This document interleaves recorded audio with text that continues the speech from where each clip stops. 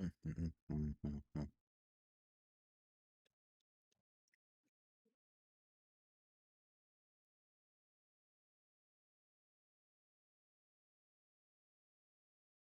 right.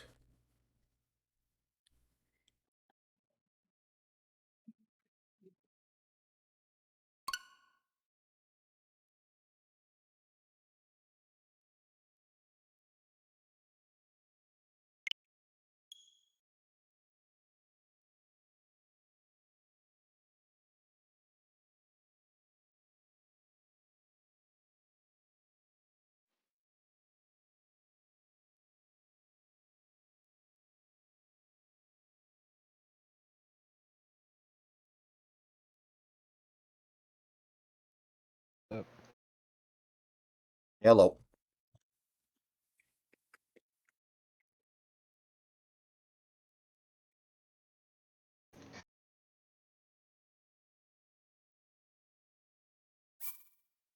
Okay.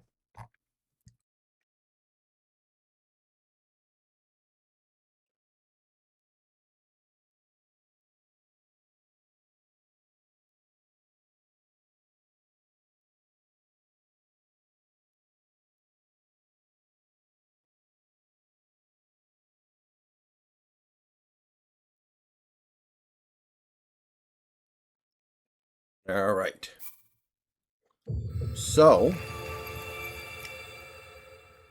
Diablo 4 is still untenable. So, the beat rolls on. Completely fucked.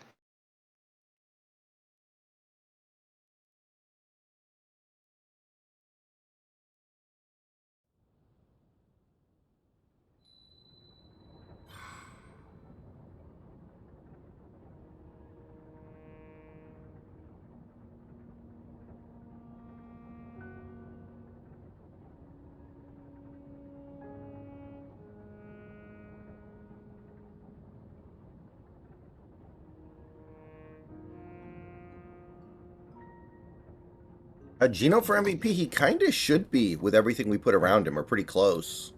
Or you gotta check this out. I'm saying DM. Okay.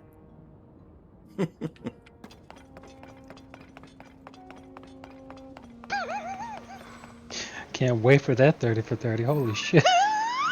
We'll say I can see a scenario where John Morant like buries this and goes on to become a great player. Like I can see a scenario where this is like the wake up call he needed. I think Zion's just fucked though. Like I don't see it from Yeah. him at all. Zion is completely finished.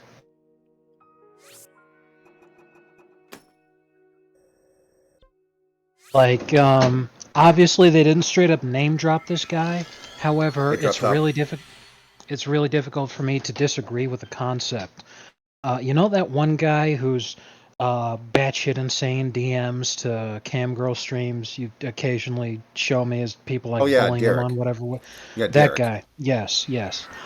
Um, if Zion was 5'3", that's who he'd be.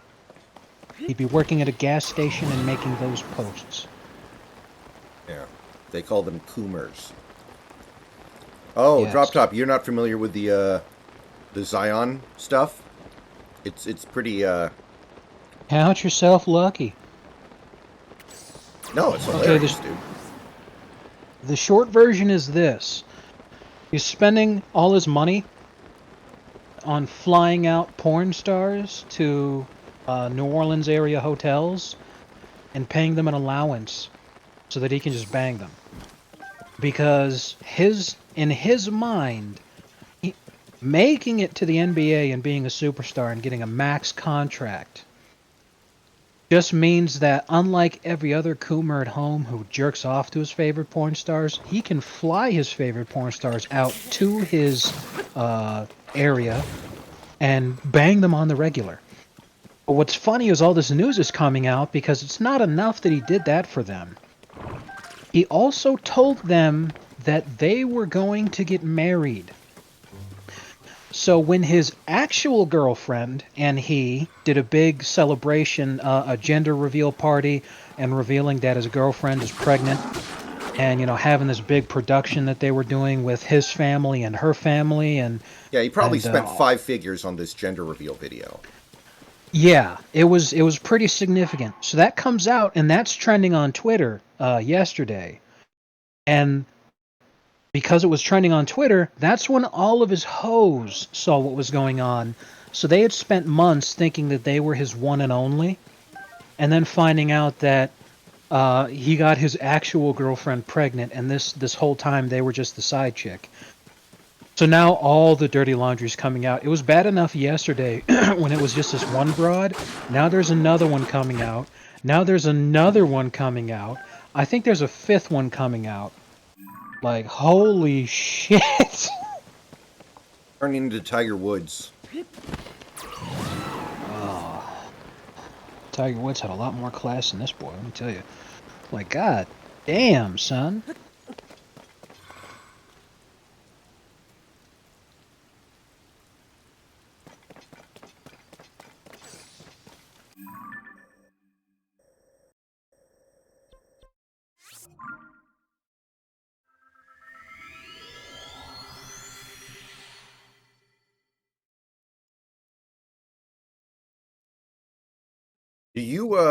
Do you remember this game?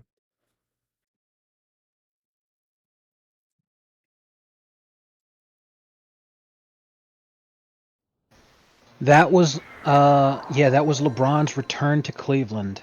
And if I remember right, without me looking too deeply into the box score and how things went, if I remember right, the Cavs had an early lead and they were just going absolutely bonkers. And then the Heat came roaring back and obliterated the Cavs, and the arena was dead silent, and a lot of people looked like they were just like in their souls, they were just completely dead inside. And that's the funny thing is when you look at what their records were at the time, they were pretty close in record. So a lot of people were wanting to be like, we've gotten better after getting rid of LeBron, and all this kind of delusional shit that you heard from the Cavs. And man alive, that just... Yeah, the Heat ended up winning by 28. yeah. Their spirits were crushed.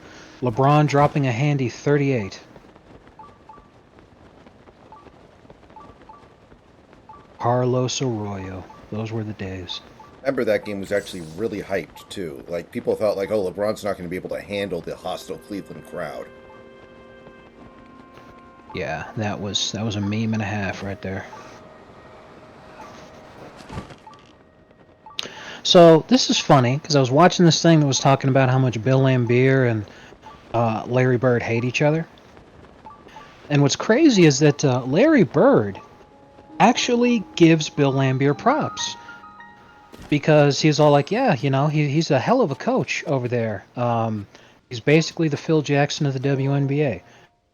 And when they asked Bill Laimbeer what he thought about that, it was all like, yeah, this was back in 2010 or so.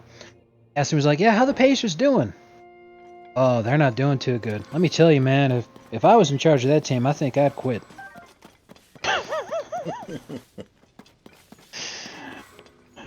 The absolute GOAT. Bill Laimbeer's got to be the greatest troll in the history of basketball. He's not even close.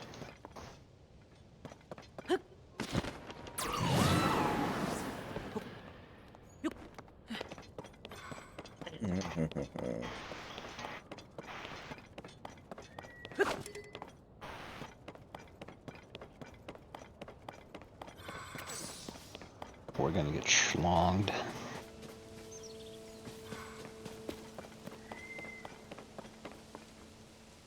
You remember, like, the decision was like an hour and 15 minutes long, I think, and LeBron announced his decision about 30 minutes into the program.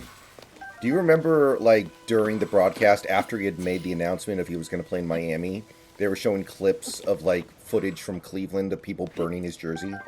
And then they, I like, remember that, yeah. tried to show, like, LeBron's reaction to that. I don't remember seeing LeBron's reaction, but I remember seeing all the people burning his jersey and thinking, why the hell would you do that? Because jerseys have always been expensive. So I just don't understand the premise behind spending that much money on something that you will just literally set on fire. Yeah. The decision may have been a dumb idea, but it led to like one of the most compelling moments in NBA history. Like how petty fucking Dan Gilbert got. That was hilarious. The Comic Sans Yeah. letter, I will never forget that.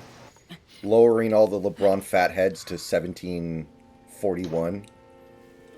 Then saying that the Cavaliers would win a ring before LeBron ever did. So LeBron goes wins 2 in Miami, then comes back to Cleveland. So then they finally win, but only behind him. Oh man, good stuff. Technically, there was a lacrosse team called the Cavaliers that won a title before LeBron did, so. Hilarious. Who do you think is stupider, Ja or Zion? Well, I think Ja will end up bouncing back from this and having a really good career, and I think Zion won't. But part of the problem with Zion is that he can't stay healthy anyway. Even if he wasn't an idiot, I still would probably bet against him at this point. Now, see, what Ja did was stupid silly. What Zion did was stupid retarded. Because Zion's doing something that can actually ruin his life. Ja did something that people will laugh at him about for a while, but ultimately will not cost him too much as long as he learns his lesson here. But there's no amount of learning his lesson Zion can do to fix this.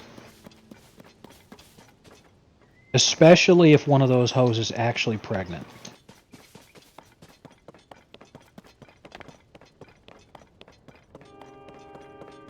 You know what else? I just thought of something by saying that. You know, them being pregnant and all that shit. Here's what's gonna happen. All of his jilted lovers right now are probably having a lot of unprotected sex as much as they possibly can with black dudes. Just so that they can claim that Zion's the daddy. This homeboy, like, it's a shame Jerry Springer's dead.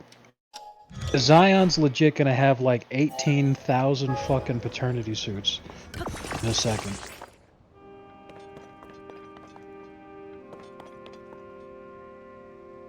Of course, it happens that like within a 30-day time frame of us losing Jerry Springer comes what would have been the best Jerry Springer episode of all time. But it had to have been like a 4-hour special.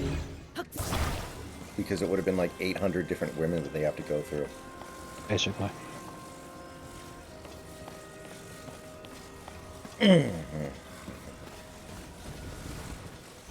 Yeah, Raga, I mean, I would assume that a big part of the appeal of a porn star is not so much that they're beautiful, but that they're willing to do things that some women would not be willing to do.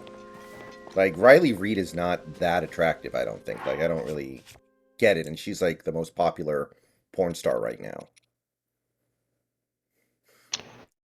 Yeah, pretty much. Like, I linked Moogle a while ago to the Riley Reid rap song, and he immediately knew who it was, and Moogle's Catholic. Like, Yeah. that's how you know you've made it, when fucking Catholic people know who you are when you're a porn star.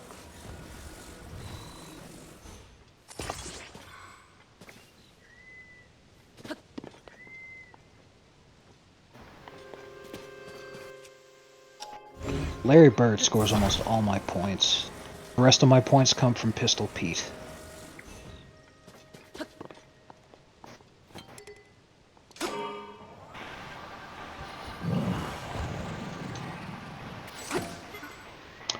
And the only black player that's still on my team is Giannis. And occasionally he gets points because he runs faster than anyone else on the fast break.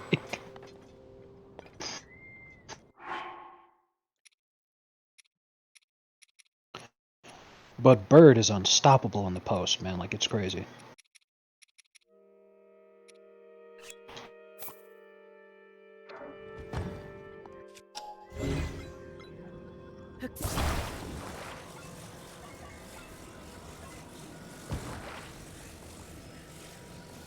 What we wanted.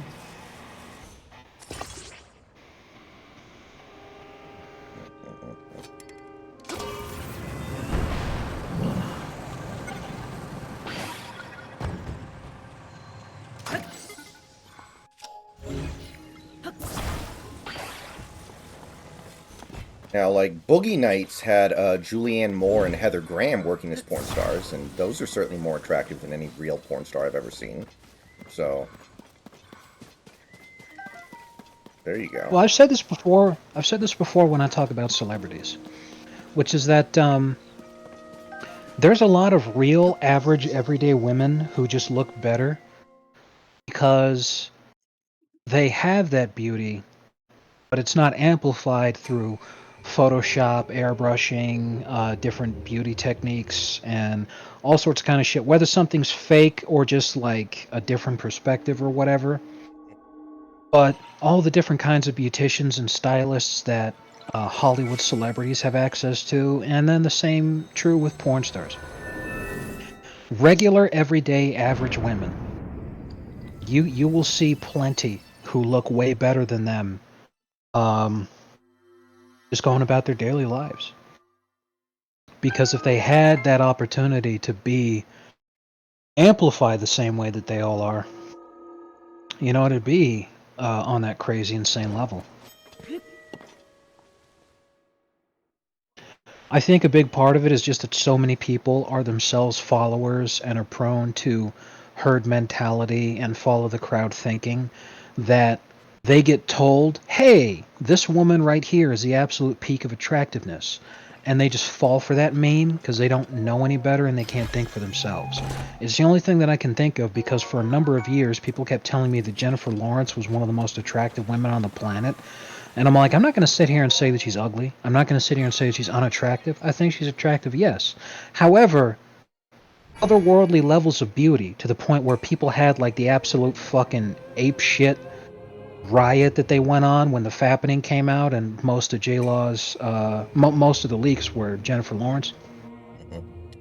And I looked at him and I'm like,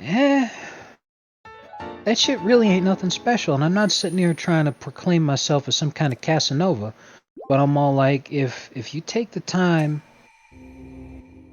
to look for beauty out there, you can find like she's nothing more than just an average girl. And part of that I think was her charm too. She kept being talked about as being like a girl next door type. And Hayden Panettiere had that same appeal. I think she was actually in a movie called The Girl Next Door or something. No, you're thinking of And Elisha Dushku, who played Jack Bauer's daughter in 24. I think that's who you're thinking of there. well, maybe. But the point is, you know, otherworldly levels of attractiveness like that, you know, you fucking even models.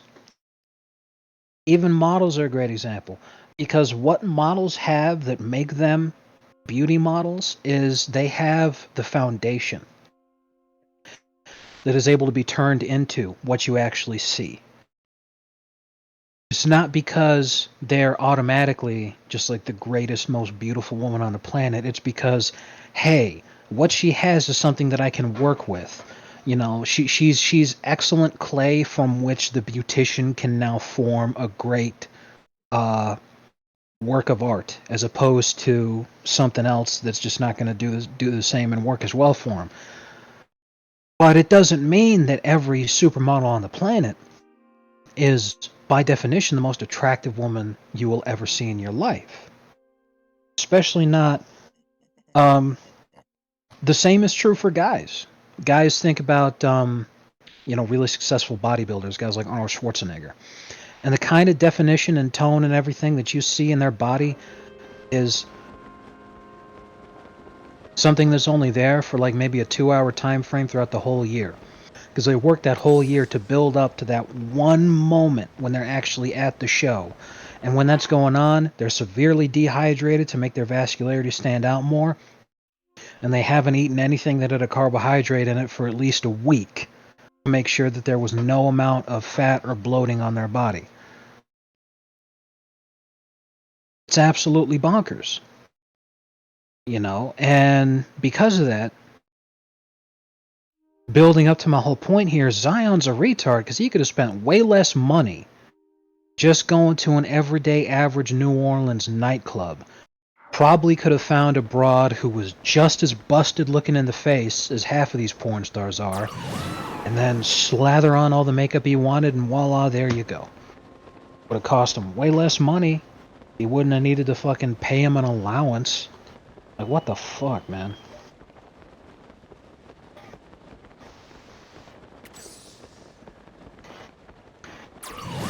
Zion is not smart.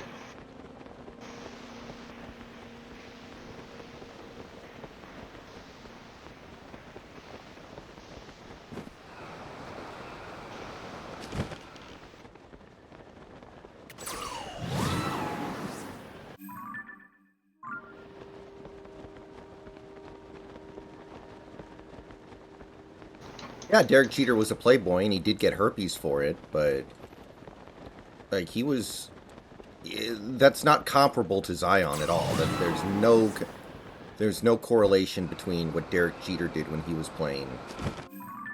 Right. Because the thing about Derek Jeter is that he gave Jessica Alba herpes.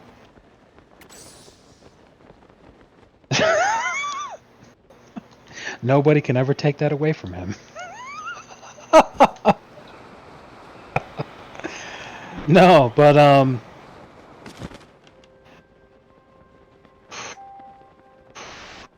the important thing is that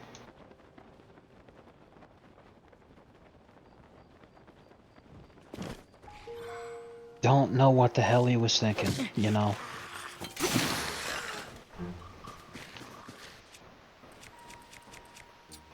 I mean, we know what he was thinking. It doesn't make it okay for him to think that. Yeah, I've just the boy's got a problem. He needs to seek professional help.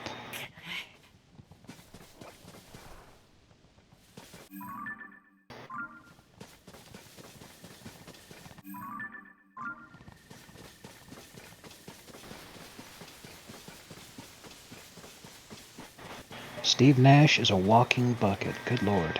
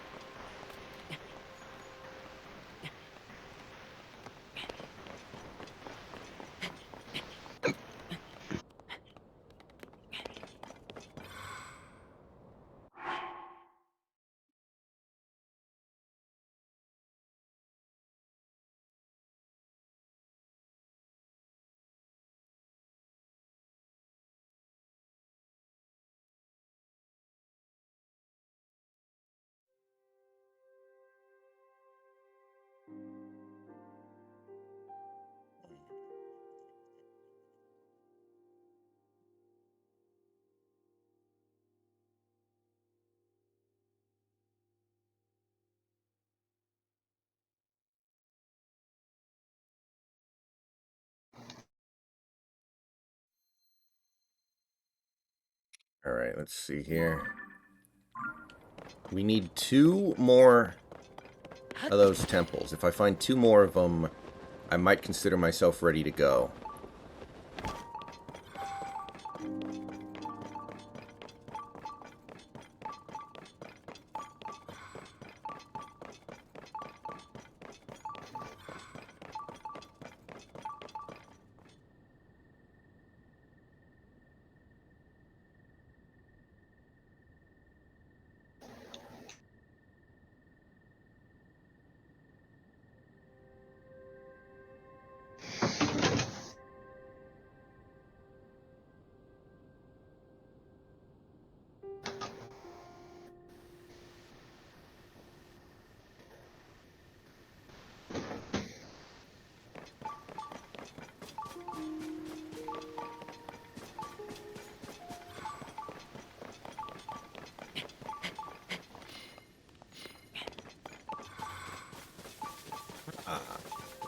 I knew there had to be one around here.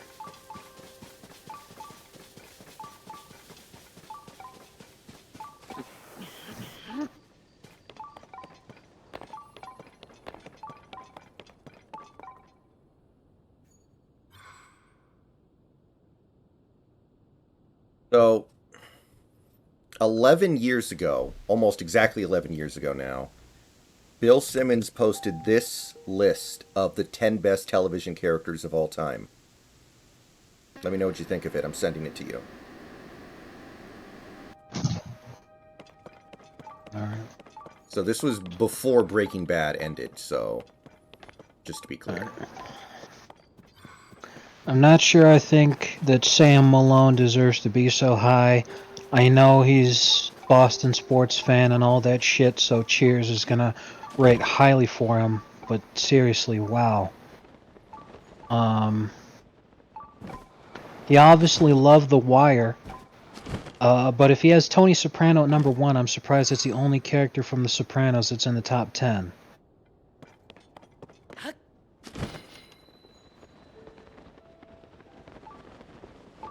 Also, I'm not sure about the timeline, what you said about Breaking Bad, because Tyrion Lannister's still there. Yeah, this And was before the final season of Breaking Bad, which most people. The thing is, most people didn't watch Breaking Bad until the last season. It almost got canceled after 4 seasons. wow. Low key. So like, he probably didn't even really know about it until the year after.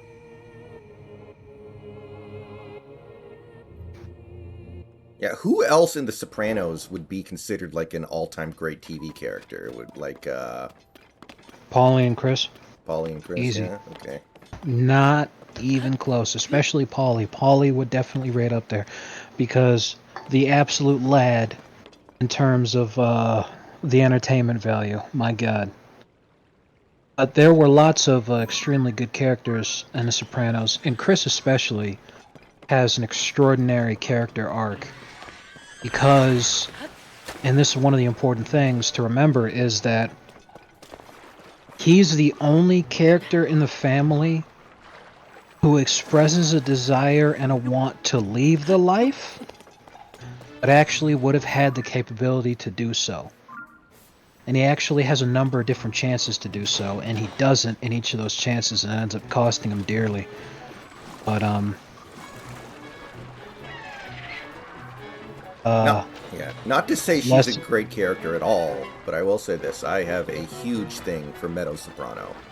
Like, I think that's a beautiful girl. Like, goddamn.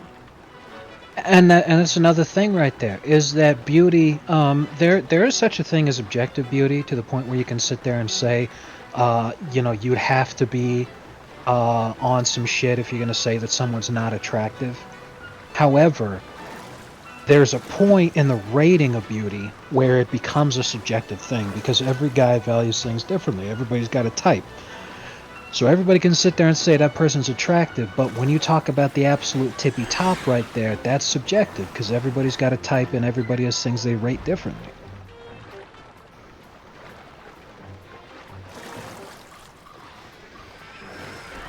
But yeah, so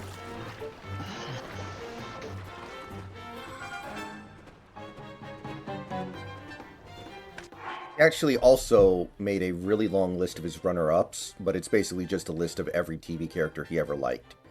George Costanza, Norm Peterson, Louis, Fred Sanford, Cheryl David, Ricardo Tubbs, Larry David, Jim Rockford, Chris Monroe, Roger Sterling, Louis De Palma, Jack Tripper, Valerie Malone, Jimmy McNulty, Coach Taylor, The Fonz, J.J. Evans, Alex P. Keaton, Elaine, Polly Walnuts.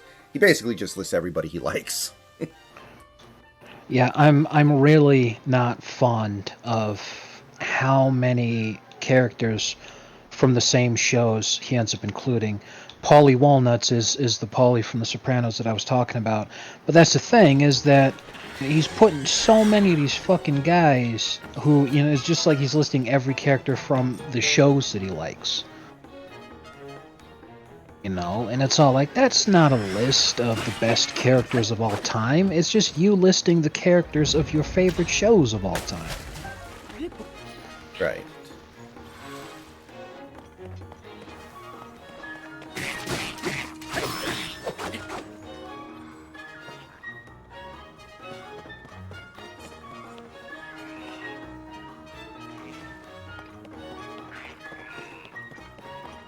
I have to believe that something like Cheers probably resonates more for someone like him who grew up with it than somebody like me who's watching it after the fact. I'm sure there's a cultural Yes. thing there. Yes, because it aged like milk. If Sam Malone was a character in a TV show today, he would be considered a very problematic character because even somebody like me watching it now feels uncomfortable about the levels he goes to in terms of trying to quote unquote romance the ladies. Also expressing no problems or hesitation whatsoever with getting a woman drunk, which scares the shit out of me because, you know, it's a good way to end up in a lot of trouble these days. And I mean, I'm not going to hold that against a show at all. I get it, but Right, it's a product of its time, and if it was written now, it would be a very different experience. So I'm not going to hate on him for that. But that this show would not work now, is the point.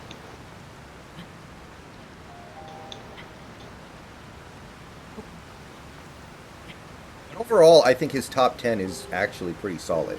Not that I'm fully familiar with every character on that list, but it's pretty good.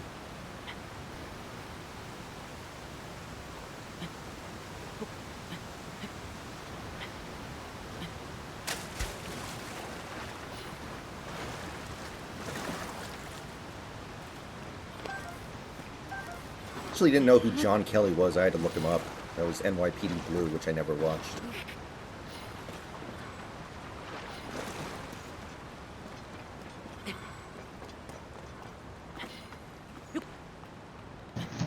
Be back in a minute.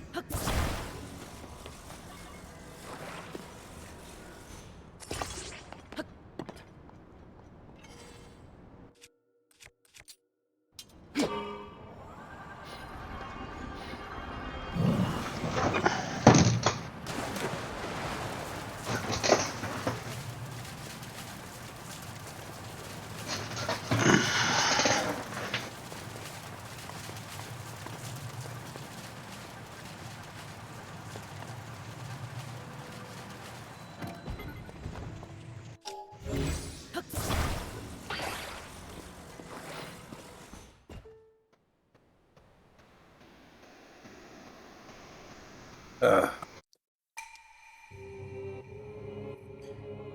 Like I haven't watched The Sopranos all the way through yet, or anything yet. But I always got the impression that it was definitely a show where, Tony was carrying the show mostly, compared to something like Lost, which had 5 characters that all kind of played an almost equal role.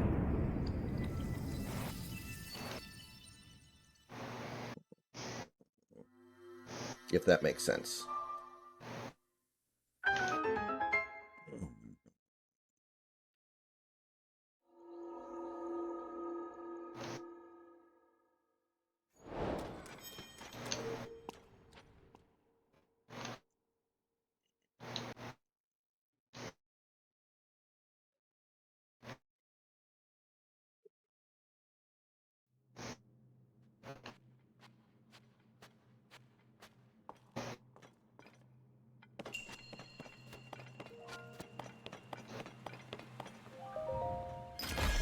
Alright, one more shrine and we can get another heart. And at that point, I might decide it's just about time to make a run.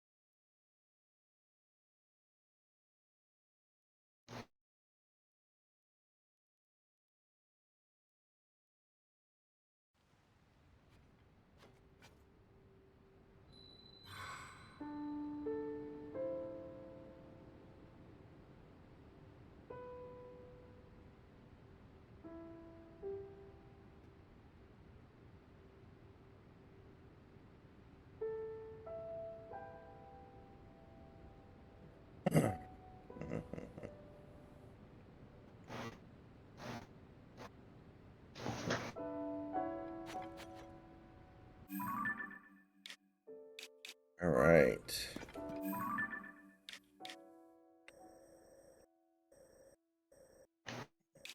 Okay. Let's go this way.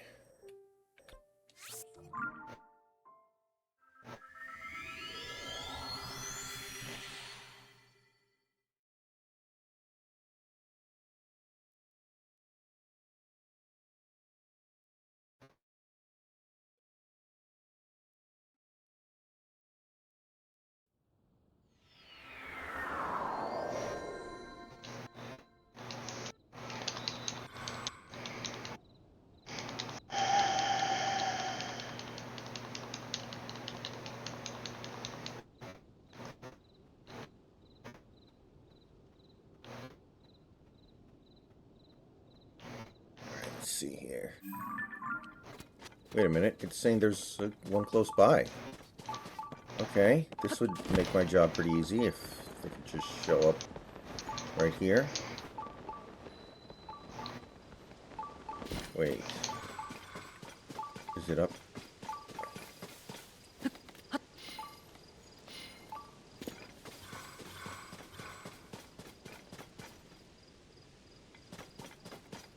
Okay.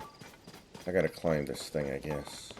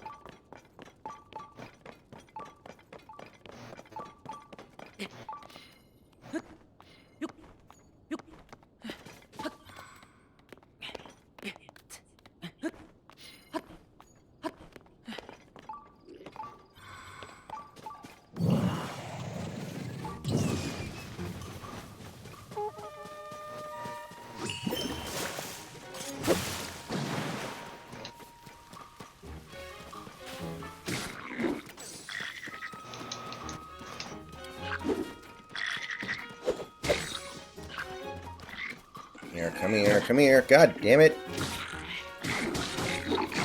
You impossibly dumb woman, hold still. Okay.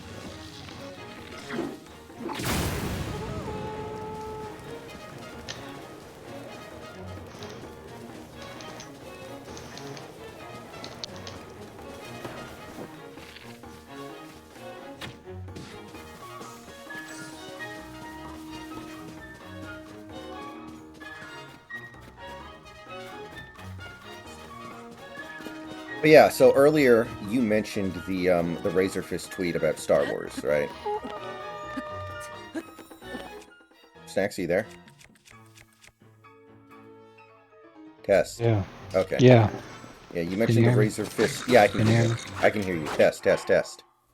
Yeah. Okay. Okay. Yeah. So Well, anyway, what about it? right. So I don't know if you're aware, but apparently there is an actual rumor that he's going to buy Star Wars back, or in some way become part of Star Wars again. Yeah. So that's not just him It basically comes down to it basically comes down to if the Indiana Jones movie does really well financially, then it could happen. Because Disney's been losing their ass on Star Wars related things for such a long time that if he makes a ton of money with Indiana Jones, between what he's done and so many other ways to get all that money, he could easily just say, okay, here. There wasn't a no backsies clause in our contract, so see what's funny is he can end up buying it for pennies on the dollar because it's something that has only cost them money. They haven't gotten anything with it. They've only lost money with the IP. And thanks to Uncle Joe's extraordinary inflation adventure, he could unironically just give them back the money that they bought Star Wars from him. Just give back that dollar value.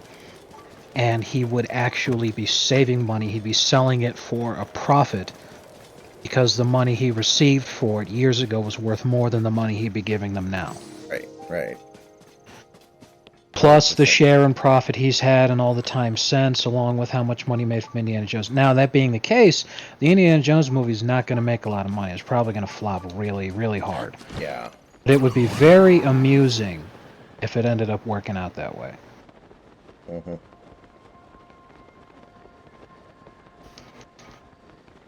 I feel like he'd buy it and, like Razor Fist said, literally not do anything with it. I don't think he really wants to make more movies.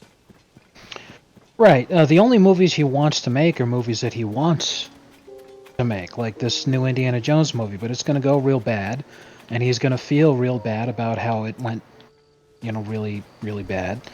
And, it's going to continue being a shit show the whole time.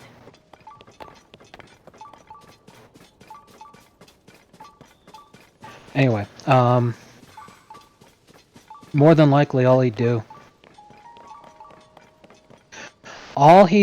is just sit on it, Just keep letting the expanded universe, which by the way would be called the expanded universe once again instead of Legends. All he'd have to do is just say, okay, the Disney movies are non-canon because those were really bad and we all hated them, so let's just pretend that they never happened. And then just go back to the EU, and say, all right, So basically, like, the things that did well and didn't shit all over established canon would be allowed to continue to do well and exist. So, like, he'd probably say, okay, Obi-Wan counts. The Mandalorian counts. That trilogy was awful. It doesn't count. You know, Rogue One would be interesting because there was a pretty well received backstory for the development of the Death Star in the expanded universe that they scrapped when they made Rogue One.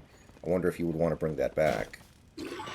And that's one that I think about too, because while Rogue One was successful and people liked it, um, it's it's a really crazy kind of situation because it shit on a lot of established canon. Especially, and this from a story perspective, this is my biggest problem with Rogue One, is the entire opening sequence of Episode 4.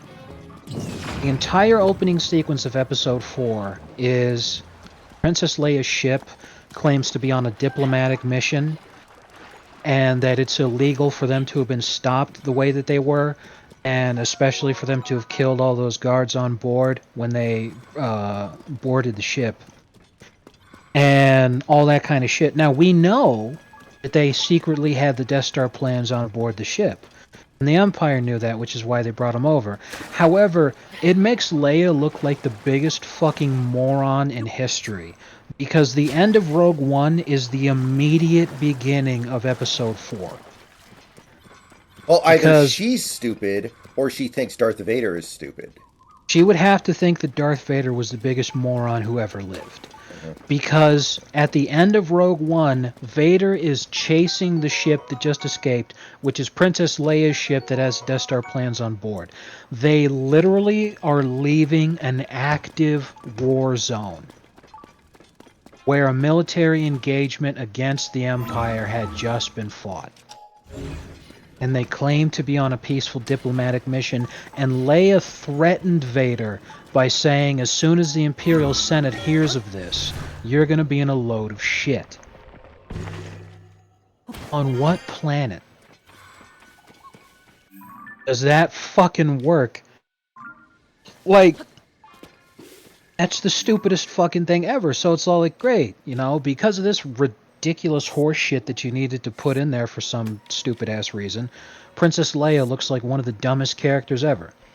It's either she is retarded or she thinks that Vader is a mouth-breathing, fucking drooling mongoloid. Like, what could you possibly use to justify this heinous scene's existence? I hate it, man. Maybe she's just trying to be really, really disrespectful.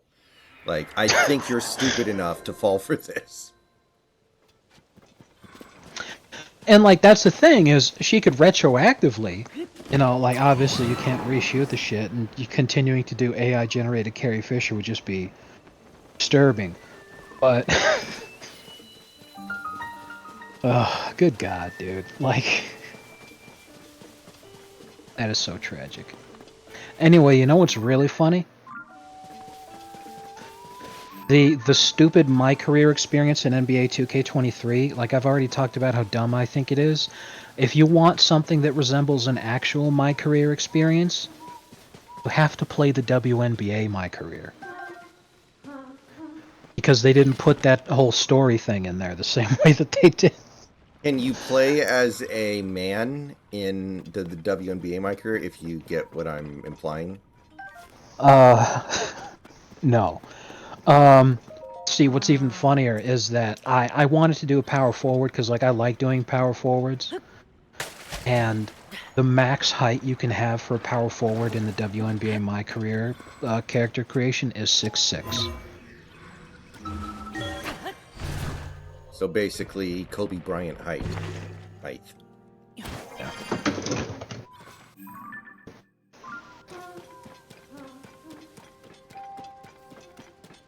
Also, this is fun. The all-time leading scorer for the WNBA, I found this out when I was looking at records and stuff.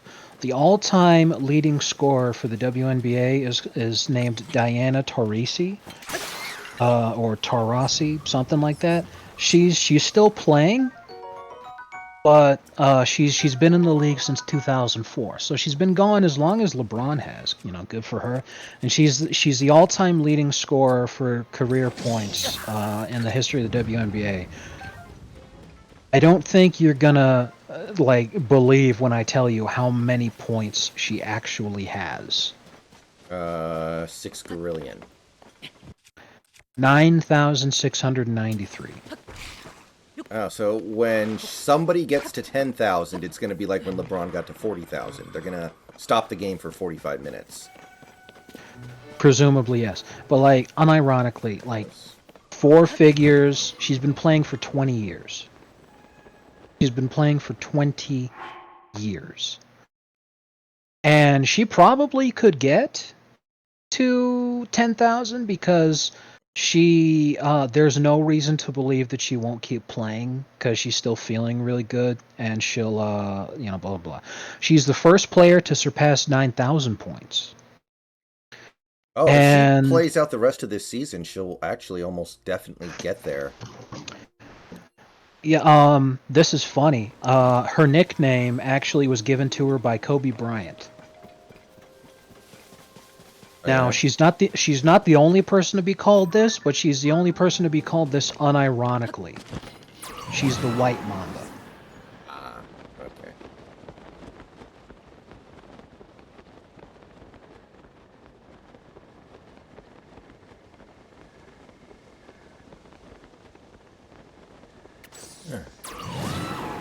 I wonder if Kobe ever admitted he stole the Black Mamba thing from Kill Bill. I always thought it was Oh. kind of weird that he never acknowledged that. It was very obvious that he did that, but he never would admit it. Mm-mm.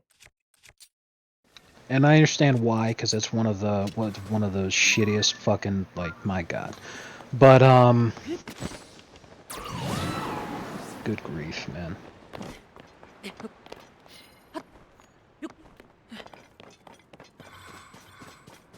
Who the all-time leader in WNBA rebounds is. Probably only going to be like 4,000.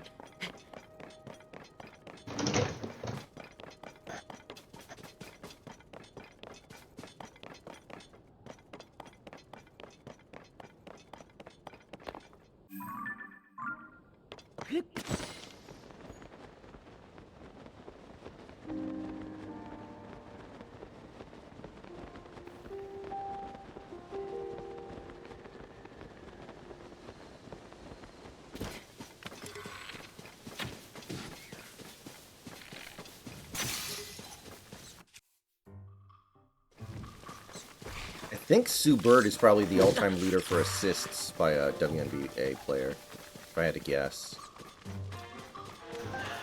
Yes, you're right. Sue Bird at 3,200, 3,234 career assists. Second place is Tisha Panacciero at 26 even, 2,600 even. Third place is actually playing Courtney Vandersloot with 2,439. Sue Bird probably won't get even touched. And that's crazy. The Like, the fucking... career leader for rebounds is Sylvia Fowles, who has 4,007. Dude, that's like Wilt Chamberlain. That's like 2 seasons for him. Pretty much. It would take John Stockton less than a presidential term to get to top that number of assists. That's great.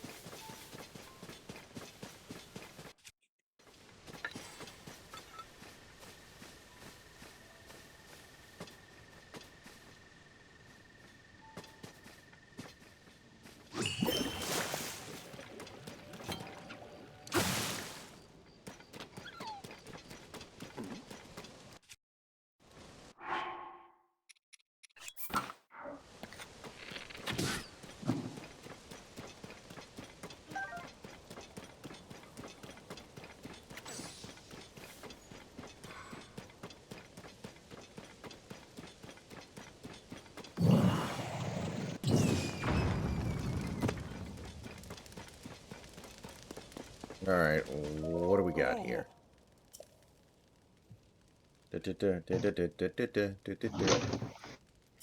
Okay, let's see here.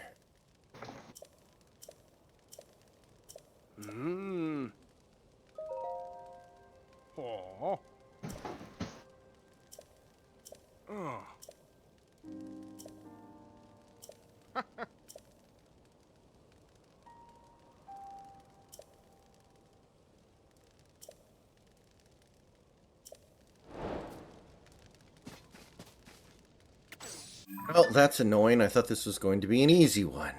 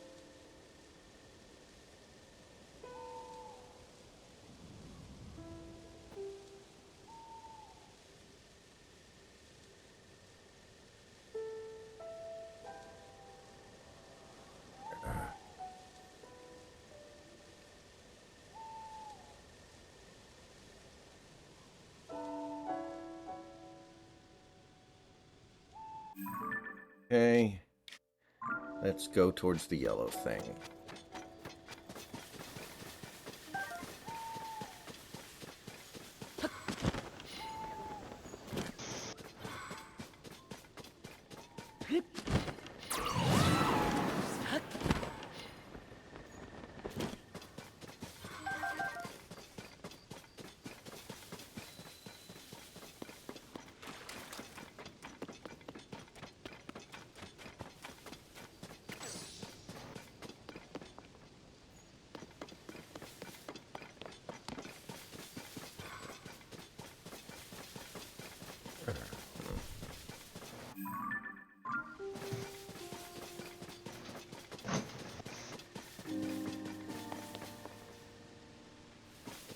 We'll say it feels like it's been a little while since a WNBA team moved from one city to another. I remember like 10, 15 years ago, like 6 teams would move every off season. The last time that happened was the Vegas team, I think. Yeah. So at least it seems like they've found a little bit of stability, but I mean they're still obviously losing money like crazy. There's no way they're ever going to make a profit. Yeah, the Las Vegas Aces have been around since 2018. Before them was the Dallas Wings, who used to be the Detroit Shock, who then became the Tulsa Shock, who then became the Dallas Wings. Does Tulsa get a professional sports team? That's wild. It's because the Thunder got came into existence, so that's when basketball was thinking, shit, Oklahoma can be the next big market for us. And then, yeah, no. Hey, that just sounds embarrassing. Tulsa. It's like the Fort Wayne Pistons. Like, why the hell does Fort Wayne get a sports team? It's the same thing. Yeah, Tulsa should get a minor league team at best, but goddamn. Yeah, you have the Las Vegas Aces were known as the Utah Stars until 2002. Then they became the San Antonio Silver Stars until they moved to Vegas and became the Aces. And the Connecticut Sun, who've been around for a long time, one of the oldest WNBA franchises currently in existence, actually, they've existed longer than the Chicago Sky. And the Chicago Sky are a pretty relevant WNBA franchise. The Connecticut Sun themselves were a team that moved. They were originally the Orlando Miracle. There's so few WNBA teams that sound natural, the name. There were an absolute shitload of WNBA teams when the league first came into existence. And that was the major problem, is that they overestimated what the size of the market was going to be. At the time that they started, every every city that had an NBA franchise also got a WNBA franchise. It didn't last very long. Now there's 8 WNBA teams, I think.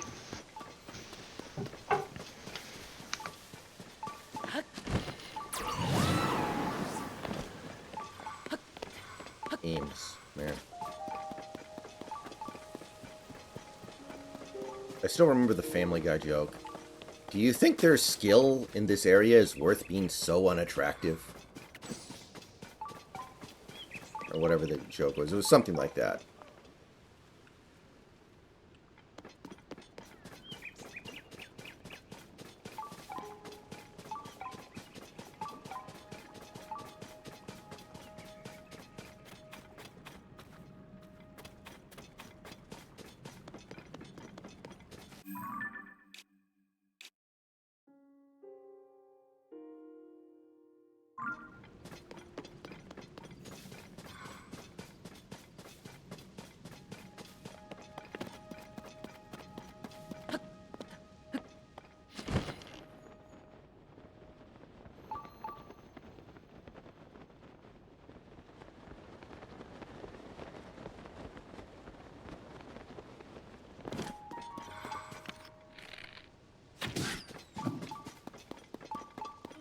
How do I get in there?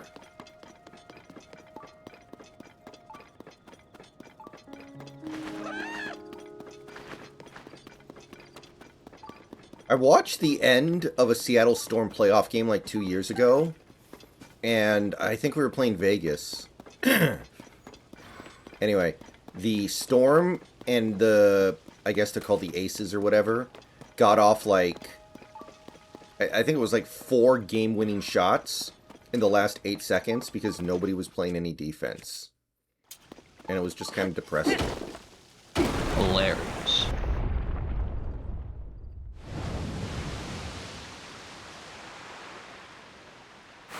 Well, we'll save this for this franchise.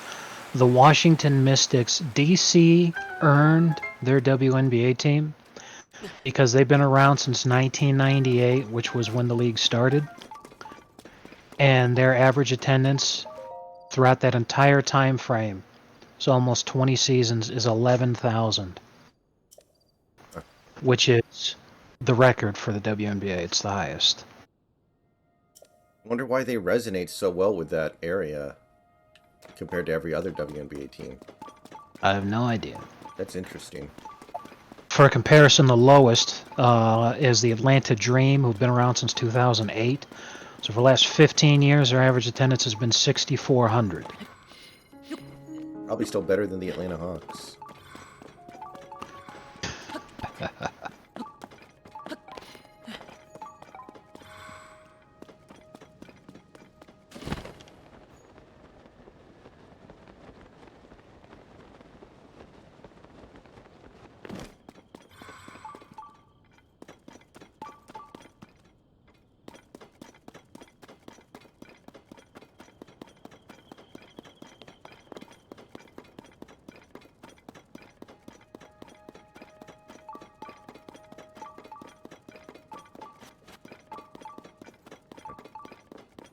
All the Hawks had to do was draft Chris Paul instead of Marvin Williams, and they probably have multiple titles right now. CP3 cursed, though. Yeah, Joe Johnson could have taken over in crunch time. The Hawks could have done a lot of things different, but one of the things I disagree with the most is people who pump the whole, they should have drafted Doncic instead of Trae Young. Well, technically, they Because drafted Doncic and traded him. yeah, I know, I know. Yeah. But like, to me, it's not that bad. You know, Trey Young's still incredible, and Doncic, you know, he's not able to solo the league in Dallas. You know, It's kind of like when the Jazz took Darren Williams instead of Chris Paul. Like, you ended up okay, even though, yeah, one guy ended up right? being better, but you came out The of that feeling right. fine about yourself. In order for the Hawks to win a championship with Trey Young, they would have to make the same moves that they would needed to have made in order to win a championship with Luka Doncic. That's my point. Is that Doncic is great and he is the better player. However, they're on the same tier. You know, it's like comparing KD to LeBron. LeBron's better than Kevin Durant. However, they're still at the same tier. In much the same way that Magic Johnson is better than Larry Bird, but they're on the same tier. You know, you're not like, well, we have the worst player, so that means we have no chance. No, you could still easily win. It just depends on your supporting cast. You know, if Doncic never gets any help around him, but the Hawks fucking make it rain on Trey and sign a shitload of amazing people to play with them, and the Hawks have a dynasty, it's not like they wouldn't have had one if they had Doncic instead of Trey. But at the same time, it's like that doesn't mean Doncic is a worse player or anything like that. Like they would need to make the same moves to have it work with Doncic. So in that sense, yeah, like I really disagree with that one. But in a case like taking Marvin Williams over Chris Paul, that's a fucking layup and a half. Like, what were you thinking? Yeah. And Atlanta, for whatever it's worth, desperately needed a point guard at that time, too. So it's not like they were drafting for need. I mean, in the right system, they very nearly made the finals because they're one of the best teams out there. Yes, they got swept in the ECF by LeBron's Cavs. But they were an incredible team, and I think they had the best record in the league, too. So they were an amazing team with Jeff Teague as their point guard. Yeah. In the right system, you can make anybody look amazing. What the Hawks needed to do more than anything else was keep Budenholzer. It is a damn shame they let him go. Maybe Budenholzer's going to be like Larry Brown, elite coach who just keeps team hopping.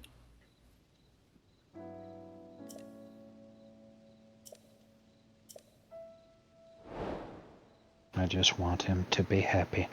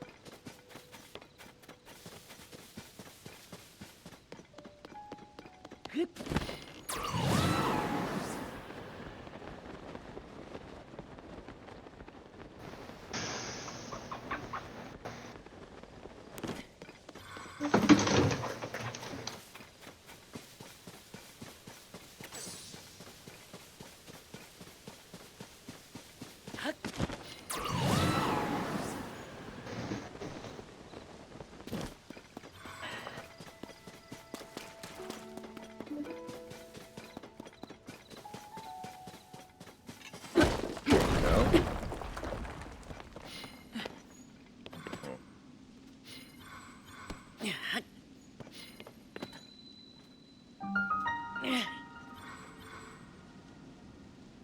Hopefully that's what I was supposed to do.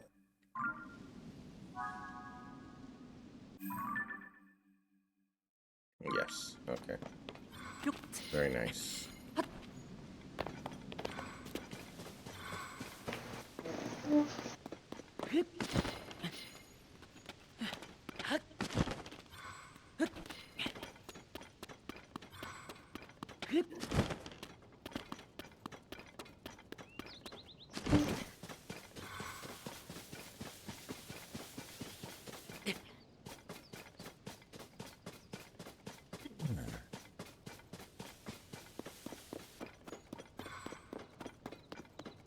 Let's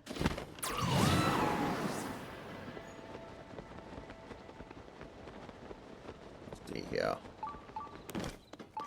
Ooh. Oh, this is probably the same one. Yeah, it is.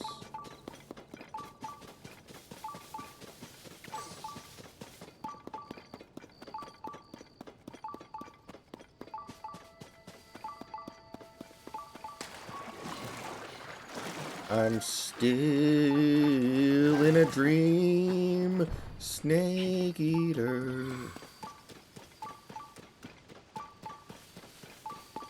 You know what the funniest part of Snake Eater is?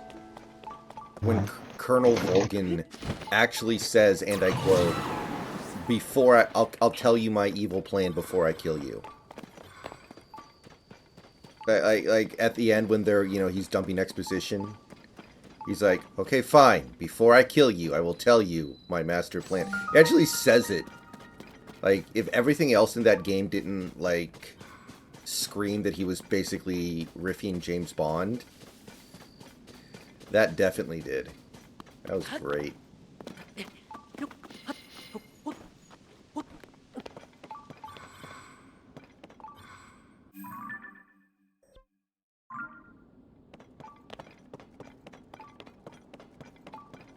Wait a minute. I don't see any eyeballs.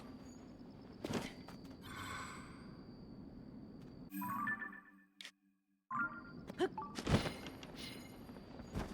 dive down here.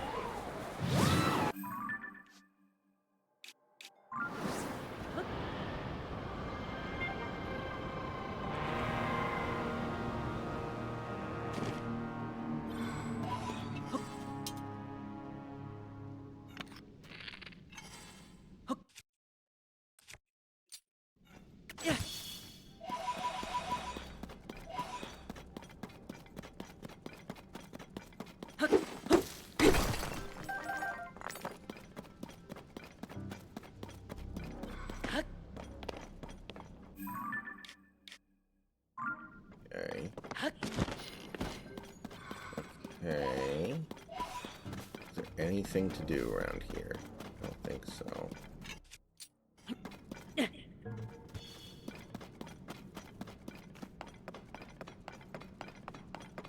Ah. Beautiful.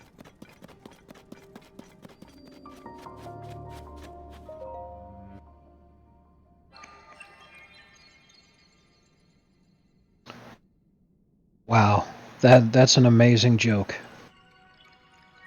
Is this fucking headline when the Lakers signed Shaq? The fucking newspaper headline is Lakers hit the Shaq pot. That's pretty good. What's crazy is at the time, people weren't sure if it was actually a good decision or not. Like, I posted that article a while ago, or that excerpt from Wikipedia about how a lot of Magic fans were actually kind of like good riddance when Shaq left, and Yeah. like he did have a little bit of a reputation as like, oh, he can't win the big one because he can't shoot free throws and shit like that. Well, if you remember, they were fucking delusional. Like, they thought it was Penny's team. They didn't want to pay him what ended up being a bargain. Hmm? Like, there were so many problems with that franchise, man. They did not deserve to have what they had. I mean, at least they extended Dwight Howard once and probably let him go at about the right time. Like, Dwight Howard wasn't really a dominant player after he left Orlando again. At least they had the fucking foresight to trade him instead of just letting him walk. Yeah, that too.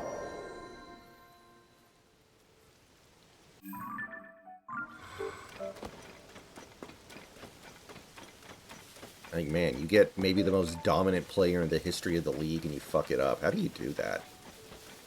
My God.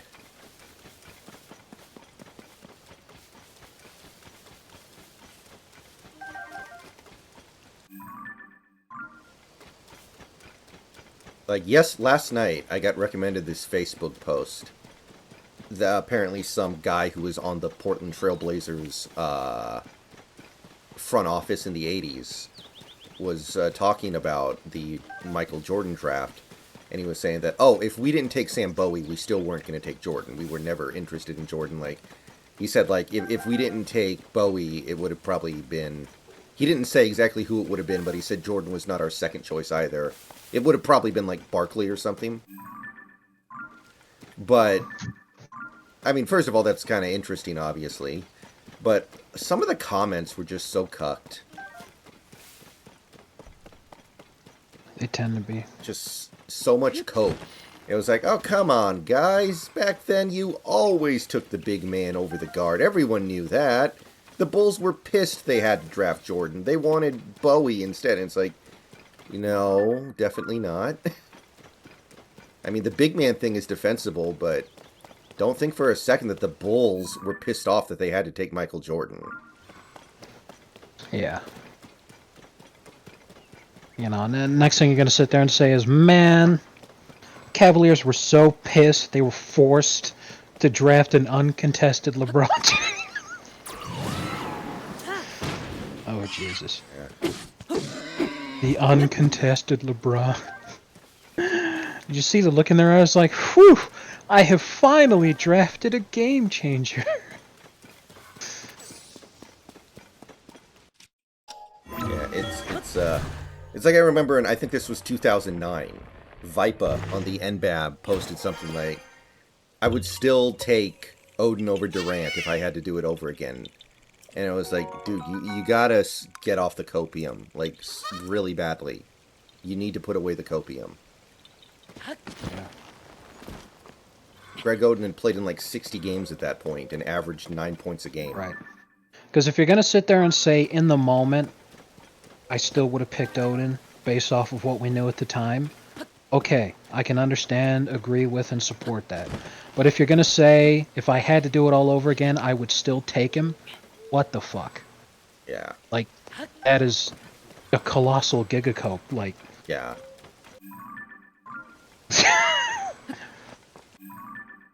even with the benefit of hindsight, you would draft the absolute guaranteed bust over a future league MVP? Yeah. I was like, bro, you got to get off the copium. Like, that draft pick became a disaster the moment Odin had microfracture surgery. Exactly.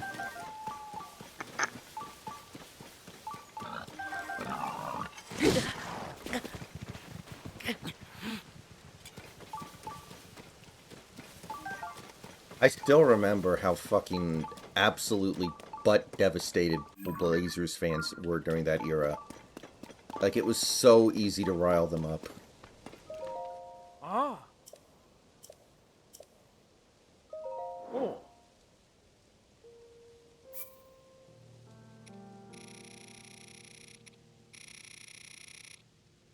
It was great. Ah. Oh. That's way too oh, okay. I was about to say, there's no way that's worth my time.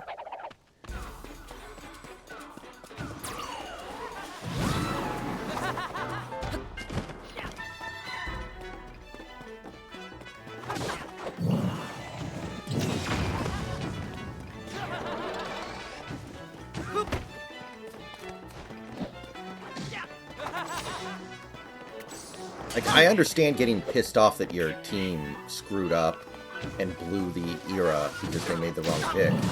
But I do not understand turning yourself into a lol cow on the internet over it. But, Vipa, I mean, you remember what Bond used to call him, right? Something racist? Yes. Okay, yeah. So, Yeah. there was a reason for that.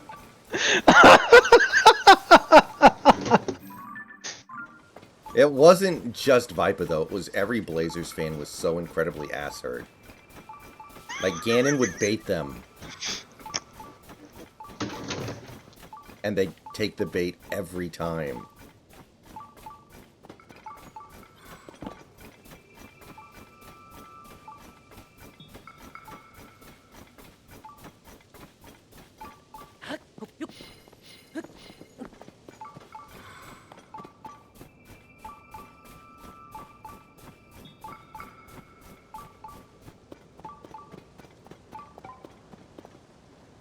God damn it, they're always down below. Fudge.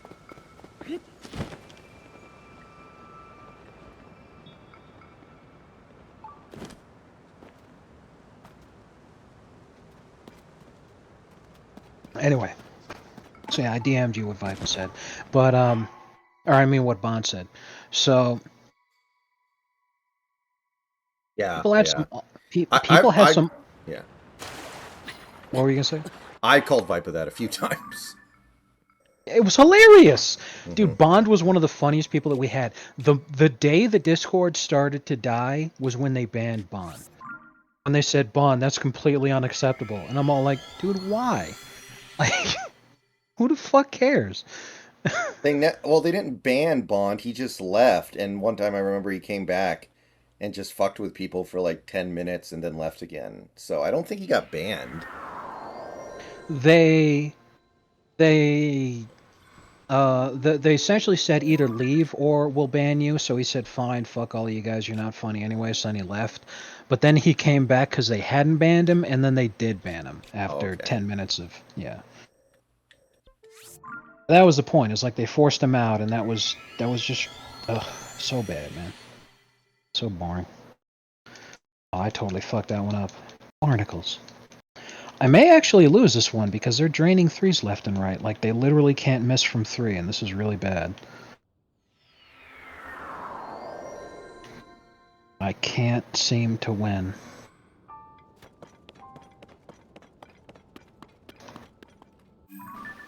What a block! For Iguodala. 4! Damn it! Did you draw a I'm foul on a actually... three? No, in the clutch time game mode, there's a 4-point line. And I've never tried to shoot them before, but I actually am now because I'm down. Because they can't miss from three. They're taking contested threes and everything. It's total bullshit. Would you be for or against a 4-point line in the actual NBA? I want to say I would be against it, and the reason I would be against it is because it would turn the game into too much of a gimmick. Threes are already kind of difficult to hit, and a 4-point line to make it truly challenging. Like, first of all, there's not enough room on the corner. So the 4-point line wouldn't be able to exist in the corner. And the corner three is the best shot because you can hit that at a 50% clip.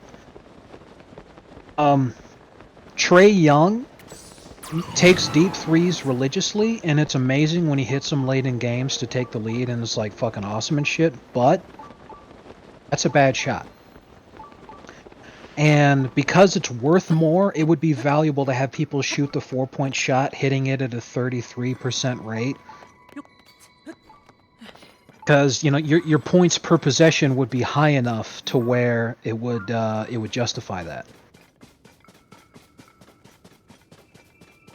Because if you're shooting a 33% rate on a 4-pointer, what that means is if you on one possession shoot a 4-pointer, it's a points per possession equivalent to if you were taking just a 2-point shot and shooting it at a 60% clip. If you take 3 of those, then that's the same equivalent to one 4-point shot on a 33% shooting percentage. So the game would just look stupid.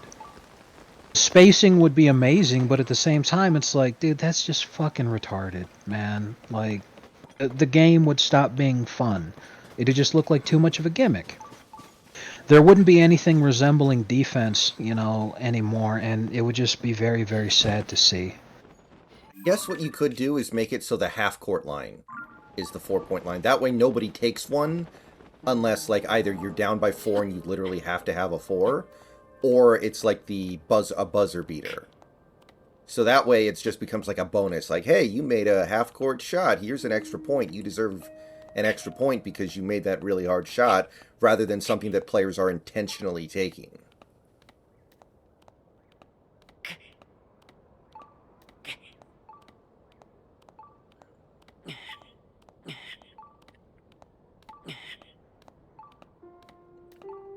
I think that could work. And any player who started, like, intentionally taking 4s Like, multiple times a game would just immediately get benched because they would make him like 10% However, of the time. I will say this. I will say this. I would accept them bringing back the 4-point shot in preseason games so that the stats don't count. Because that'd totally fuck with a lot of, even more fucking with all-time scoring leaders and all that type of shit. And it would be worth it to see Antoine Walker come out of retirement. I always forget that Antoine Walker has a ring from the first Heat title. Oh, I almost said Celtics. Yeah. Ugh. Which, Yeah, it's hard to remember that he was on that team. I don't even know if he played in the finals, actually. Like, I know Peyton played a lot, he just didn't really do anything, but I don't remember Walker playing. For all I know, he didn't. I don't even think he was on the roster at that point. Let me check.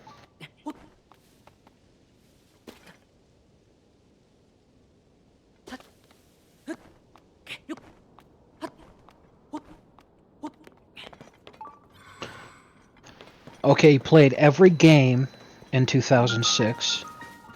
Good for him. Playoffs. 2006. In the finals, he played every game in the finals. Okay, he did play. Did he do much? Per game in the finals, he started every game. Even more impressive. Damn, 36.6 minutes a game. Scored almost 14 points with 5 rebounds and 2 assists. Bad, actually. That's more than Peyton did. Yeah, that's not nothing. Definitely. I'm gonna check his. Damn.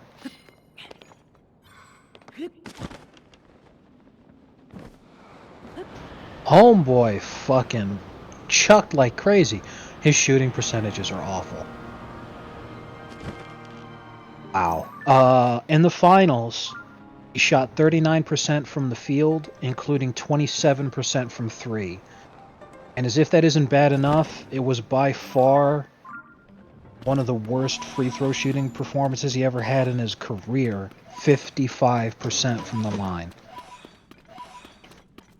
At a certain point, you gotta wonder if he was even a net positive. He was not. On 14 points per game, but with those percentages means he was chucking like crazy. And he was not contributing defensively. Now, I wasn't the biggest basketball fan back then, but speaking of which, aside from just being a Heat fan, I hope that the Heat win now because Mike Breen made a comment about Heat fans being fickle during the game last night.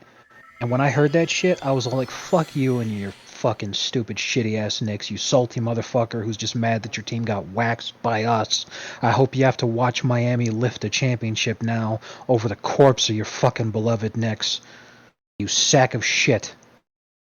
I actually didn't know Mike Breen was a Knicks fan. Mike Breen got his start, and he still does today. He broadcasts every Knicks game. Now, he just ended up being considered one of the best announcers in the entire league, so they got him to announce ESPN games too. Makes sense. So for the finals, he does that, and for nationally broadcast games, he was doing the announcing for the Malice, but he broadcasts every Knicks game. It was him and Walt Frazier for a long time. I thought it was Mike Fratello.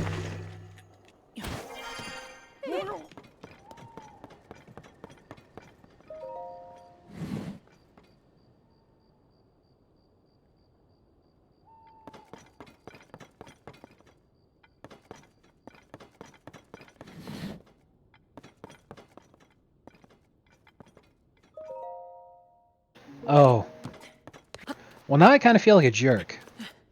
Apparently, during the off-season, Mike Breen's house burned down.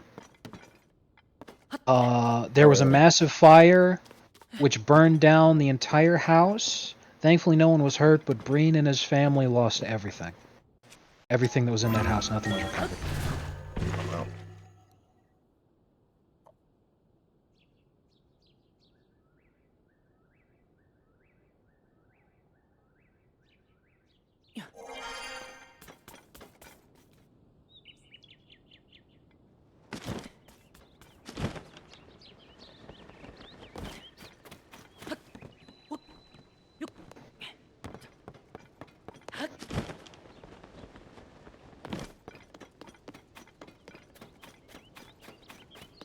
Given the fact that David Stern is also a Knicks fan, it's kind of crazy the Knicks were really bad for most of his tenure. Like, how do you allow that to happen?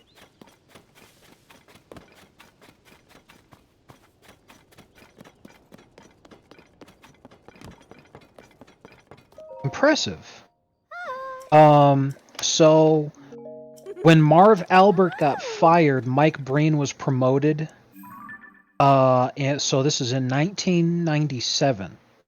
And Walt Frazier, or Clyde Frazier, has been broadcasting Knicks games since 1987. So let's assume that they both continue to do so by 2027. And that means it'll be the 30th anniversary for Mike and the 40th anniversary for Clyde. But they've been broadcasting together since 1997. Not bad. Man, that's a lot of poverty that they've had to experience, man. As the entirety of the Isaiah Thomas Knicks years. Yeah. I often feel bad for local play-by-play announcers for shitty sports teams. Like, think about year after year, game after game, of just having to show up.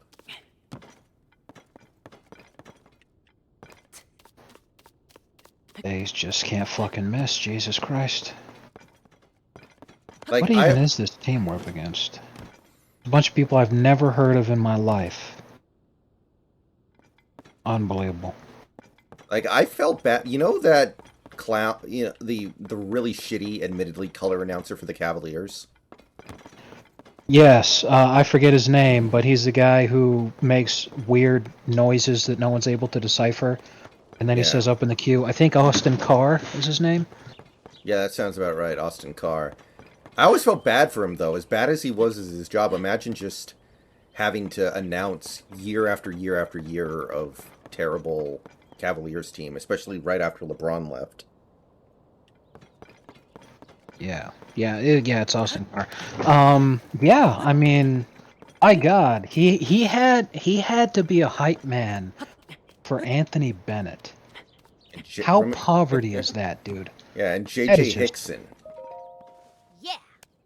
Okay, we're definitely losing this game. There's nothing I can do. We can't hit a shot. Like, the game has just decided we're going to lose. Larry Bird, Steve Nash, Pistol Pete are all missing wide open fucking jump shots, and like uncontested, every shot is missing. And they can't stop hitting threes over contested triple teams. They just still keep fucking doing it. So the game just decided that I needed to lose because I haven't lost in 18 games. So I mean, I guess that's a pretty common thing in sports video games. The no fucking way game. yeah, this is just total horseshit. I'm just waiting for this to end now. This is just so beyond fucking stupid. Look at this! Quickly!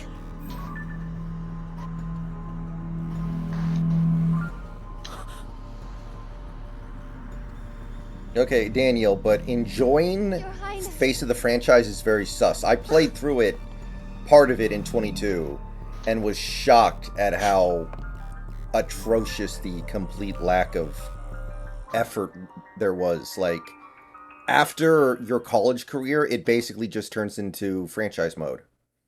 Like, what's the damn difference? It's not like you... Like, it is some horse shit. Yeah, if we get lucky and hit a 4-pointer here, we may actually win at the last second. I highly doubt that's going to happen. We called a timeout with 23 seconds left, and it didn't advance to the front court. What the fuck is that? And that is not the shot that I wanted, but whatever.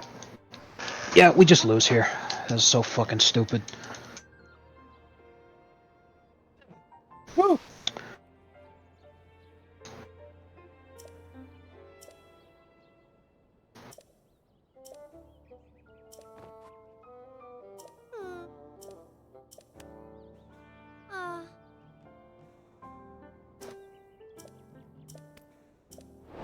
Also, fouling doesn't work to do anything in my team other than just stop the clock, because everyone has a 99 free throw rating. No one misses a free throw. there will be no free throw misses at all. So it's like the dumbest concept of trying to fucking foul. Because it just doesn't work. Like, what the hell is it supposed to do? It's a humongous waste of time. They will never miss. They will never miss a free throw.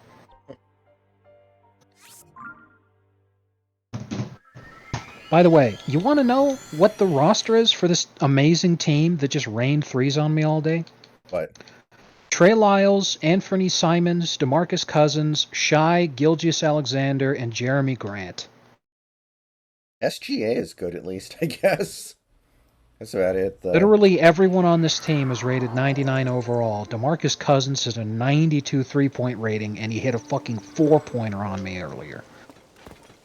So I'm just sitting here like, what the hell's the point? Like, this is fucking stupid. Well, the last couple days, I've been kind of playing around on a mobile game, the NBA 2K mobile game, which is basically just a really stripped-down diet version of NBA 2K, because I've been in the mood. Hold on, my fucking dog's barking. No one's taking care of this fucking sack of shit. I'm so fucking pissed.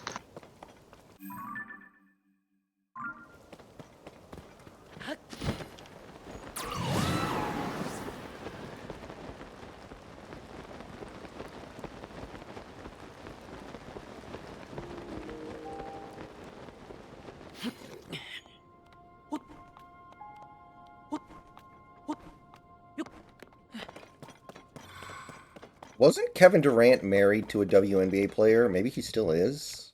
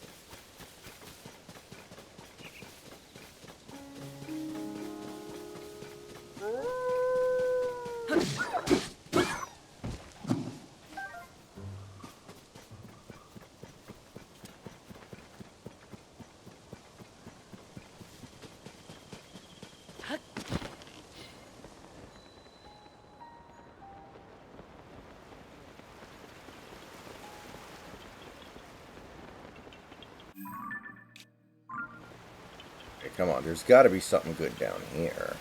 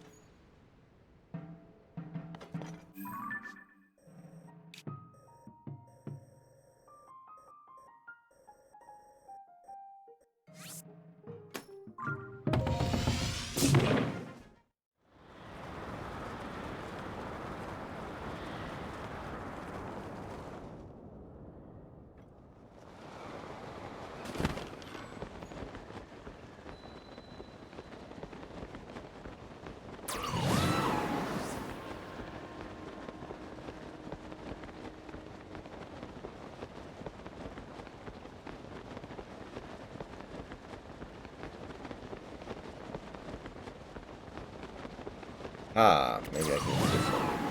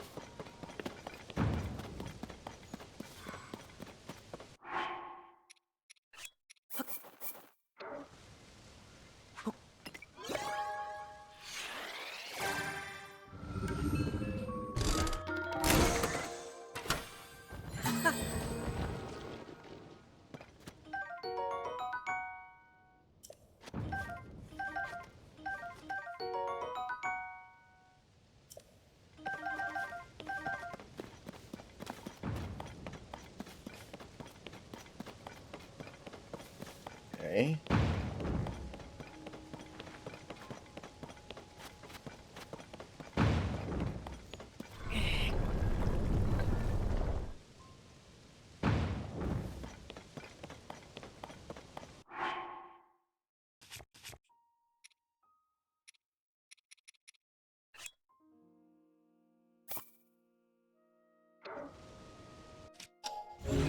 I don't know how these things work.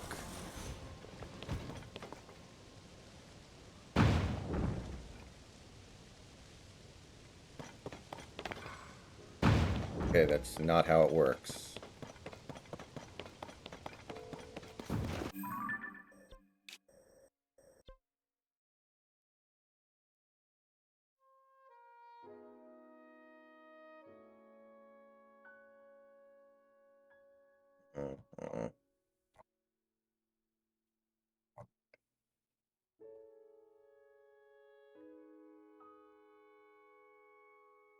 Uh, okay.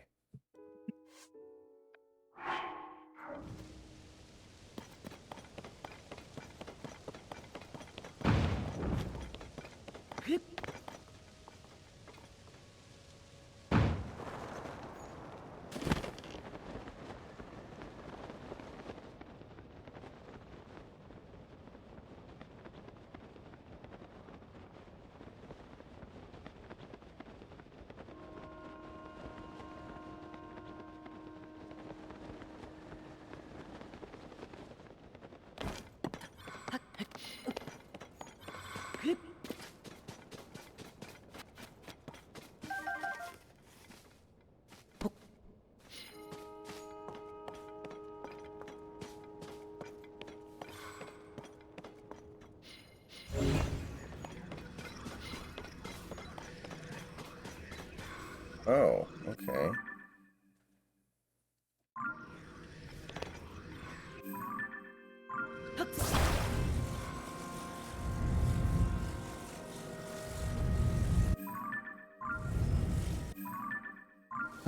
Another fucking day in the life. Everything okay? Big picture I mean, wise, I understand you're very irritated at things. big picture wise, I'll get over it, but man, I'm fucking just.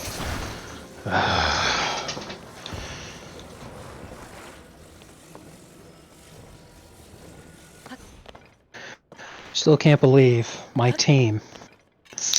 The best possible card of Steve Nash, the best possible card, Pistol Pete Maravich, the best possible card of Larry Bird, best possible card of Giannis Antetokounmpo, and the best possible card of Steven Adams. I mean, I know Steven Adams isn't what people think of when they think of all-time greats. But neither's fucking Jeremy Grant. Fucking Trey Burke. And DeMarcus Cousins lighting me up. Man, that's a load of shit.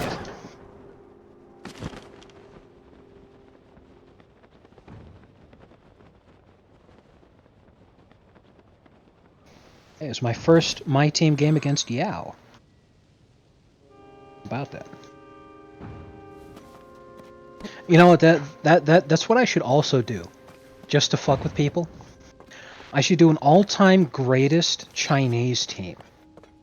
And I should have on that team be guys who are actually ethnically Chinese, like Yi Jianlian, Yao Ming, Jeremy Lin, and then just to fuck with everybody, throw in Rui Hachimura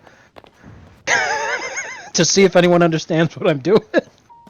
Wasn't Sun Yu Chinese? He may be, but considering I included Yi Jianlian into the list, the all-time great Chinese team is most likely just guys of like, oh yeah, he was Chinese, I gotta put him in. Yeah, basically. So then I put in Rui Hachimura, and no one understands because they're like, "Oh, I get it, an all-time great Asian players team," and I'm like, "No, it's a Chinese guy with one Japanese dude masquerading as Chinese." Oh, that's funny, David. I like that. What the fuck? Wow, that was the most obvious goaltend I've ever seen in my life, but the game didn't call it for some reason. That reminds me of when Oh, I think Dwight that's Howard why. shoved his arm through the bottom of the rim. No, because see, here's what happens. Giannis goes to the hole, Yao Ming's guarding it. Giannis throws up a beautiful little floater, and to be fair, the ball isn't on its downward trajectory yet, so if you tap the ball, it would count as being a block. Here's the problem. The ball's directly over the basket. Huh. That's a goaltend. I can understand why the referees might freeze up there, having never seen anything like that before. Like, what the fuck? It's okay, though, because, like, my team still gets the ball back because Yao sent that shit into the bleachers. But, that's a goaltend. Like, it's over the basket. That is the definition of a goaltend. Pistol Pete, king of the contested three. Not because he makes them, but because he always takes them. Lamau. Why would you help on that, you moron? Oh, fuck me. Most people agree that Pistol Pete would have scored 80 plus in at least one game in his career if there was a 3-point line. Yeah, they called him Pistol Pete for a reason. It's because he was a gunslinger. Man, he fucking chucked like crazy. He was chucking before chucking was a thing, you know? Yeah. Advanced metrics are not his friend. They really don't think he was all that. Well, I am more than likely he was not efficient. I'm going to check his stats real quick. Apparently he was atrocious defensively. I would believe that because he played during a time period when everyone's defense was atrocious. Yeah, he played in the 70s. Literally through the decade of the 70s. His career started in the 1970-71 season, and his final season was 1979 to 1980. Alright, so yeah, his shooting percentages are Westbrookian, so I would completely believe that advanced stats don't like him. Also, turnovers weren't tracked as a stat for most of his career, But the first season where they are, he averaged almost as many turnovers per game as assists.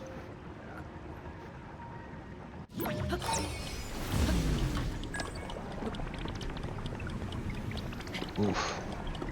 Yeah, I mean, he just chucked a lot, you know? Bless him, because, I mean, he won games, but considering he played for a lot of teams who didn't win championships. Actually, did he ever win a championship? Let me check. Think he ever even made a deep playoff run?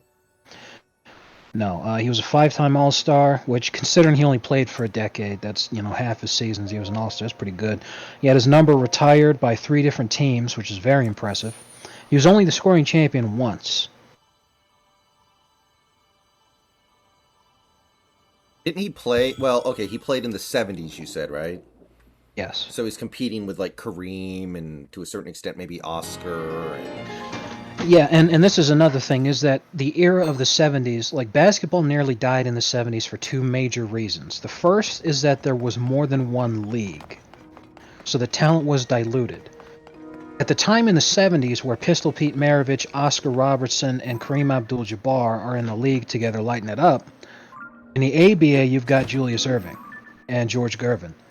And that's huge because these are guys who would have been affecting the way that the league operated if they were all playing in the same league together. So the dilution of the talent pool is one major reason why the ratings were down. The second is because this is during a time where morals mattered, even though hippies were kind of killing that. There was a massive drug problem in the NBA. Yeah, I've read about that. So Pistol Pete was probably using drugs too, especially because they said he died when he was 40. So yeah, he died playing a pickup basketball game. I've read about that. Later life and death. On January 5th, 1988, Maravich collapsed and died of heart failure at age 40 while playing in a pickup basketball game in the gym at First Church of the Nazarene in Pasadena, California, with a group that included evangelical author James Dobson. Maravich had flown out from his home in Covington, Louisiana to tape a segment for Dobson's radio show that aired later that day. Dobson has said that Maravich's last words, less than a minute before he died, were, "I feel great." An autopsy revealed the cause of death to be a rare congenital heart defect he'd been born with. He was born with a missing left coronary artery, a vessel that supplies blood to the muscle fibers of the heart. His right coronary artery was grossly enlarged and had been compensating for the defect.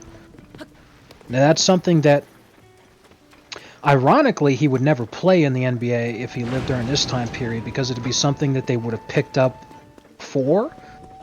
And they would have said, considering this, playing basketball would probably kill you. We can't say that, you know, but not only Hall of Famer, but, you know, one of the greatest to ever play. Not that he's super high up on that list, but back when they did the top 50 players ever, when it was like the 90s or something, he was included in that list. Yeah, he should have been. He deserved it. And poor guy.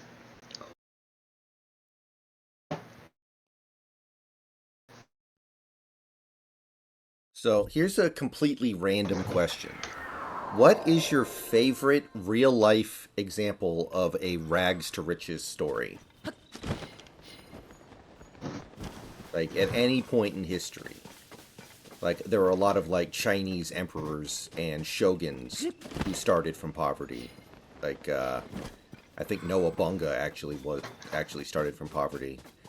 So like it could be from like any era, any example. Is there anything that really like stands out to you personally?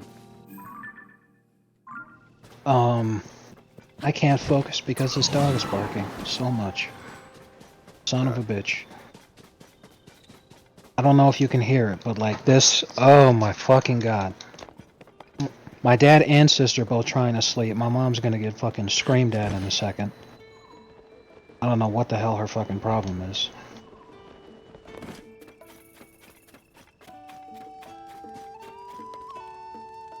Wow, 78% contested and he still makes it. What a load of shit.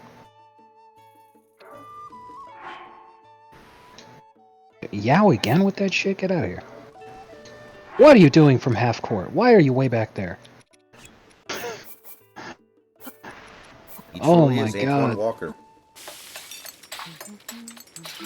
No, fucking Steve Nash, I got him. He's way the hell over at fucking half court. I don't know why.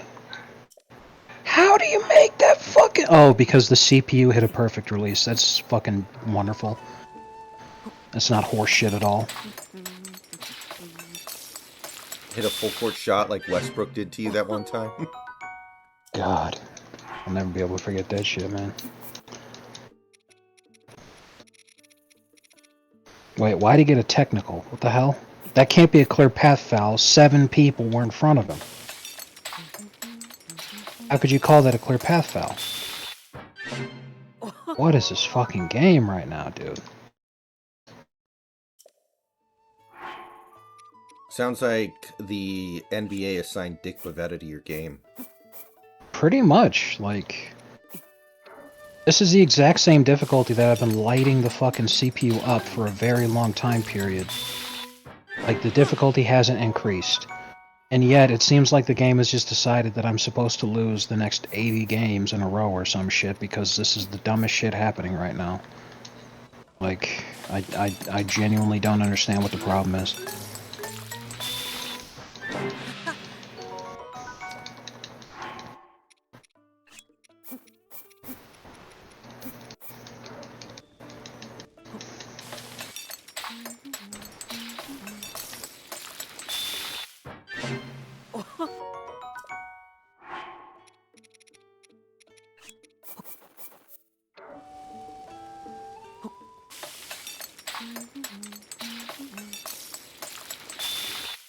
Oh, hell no. He did not just sky in from the fucking 3-point line to dunk that. What the fuck, man?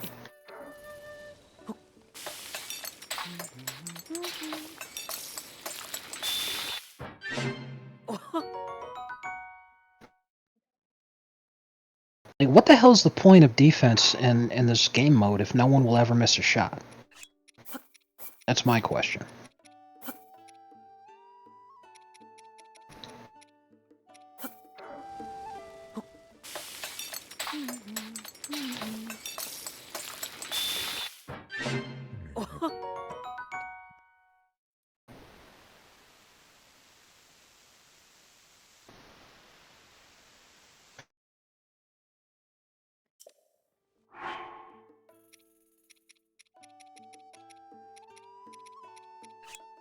Dude, what the fuck?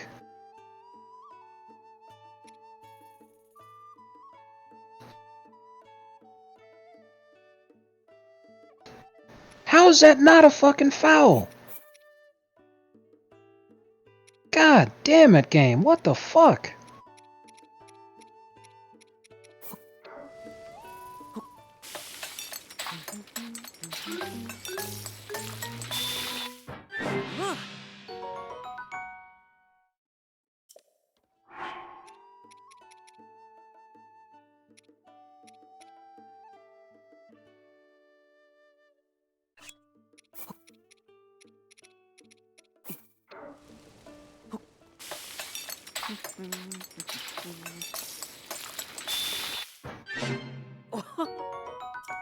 Damn it.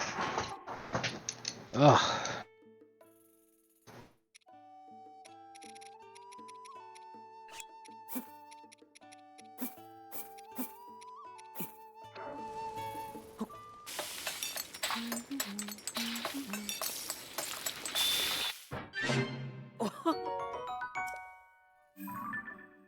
Man, that would have been the fucking time to hit it, buddy.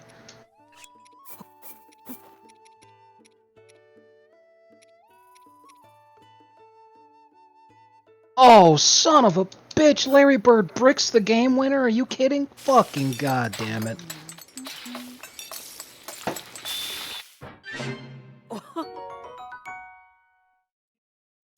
And watch the quote-unquote drama stop suddenly, and then I win the game that would have reset the tier by like 30 points. This is just so stupid.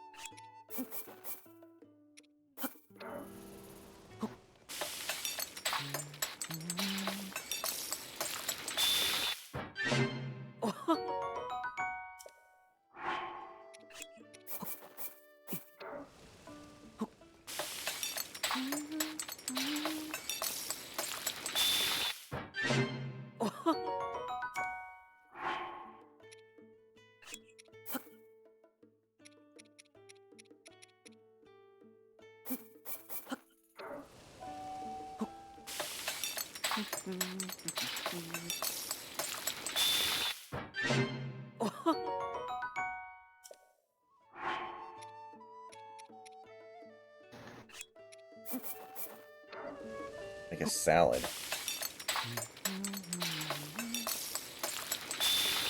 How the hell did you do that?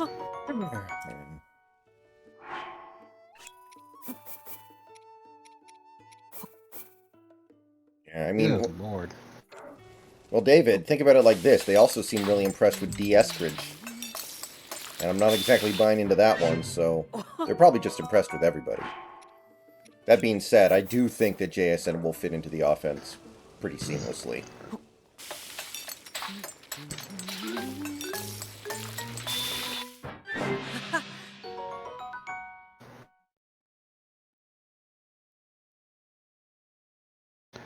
I am shocked that I haven't had a foul call in the last 3 games, and yet I'll call that a foul? Are you kidding me? I didn't even touch him or the ball. I don't have words for that shit.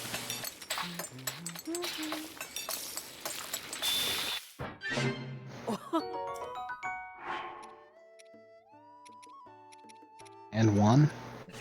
How about a whistle, please? I'm allegedly the home team, but you won't let me fucking get a call. This is shit. Yeah, they assigned Dick Bavetta to your games after the winning streak got too long. They'll call that a fucking foul? Wow.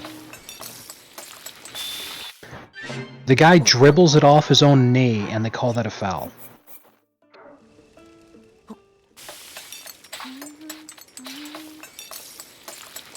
Jesus Christ.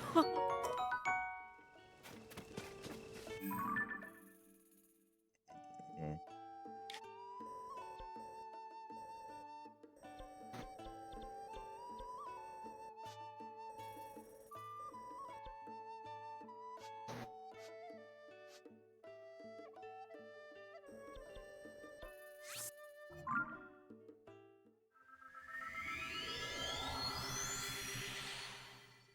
Damn right.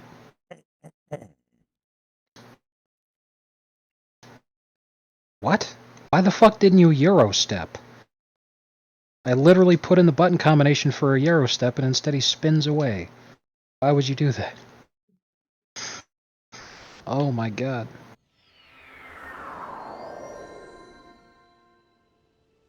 Larry Bird hasn't made a basket in his last 30 attempts. Are you being literal? Yes. That doesn't seem possible. Which includes over the last 3 games. Like, he has a 99 post fade stat, and yet I can't make a shot out of the post. I don't understand. Have you gotten a bar fight right before the last game? And his hand is still recovering? I don't That know. lasted a week? Like, what the fuck? No, he broke his hand punching somebody in a bar, is what I'm Oh. suggesting. That's all I got.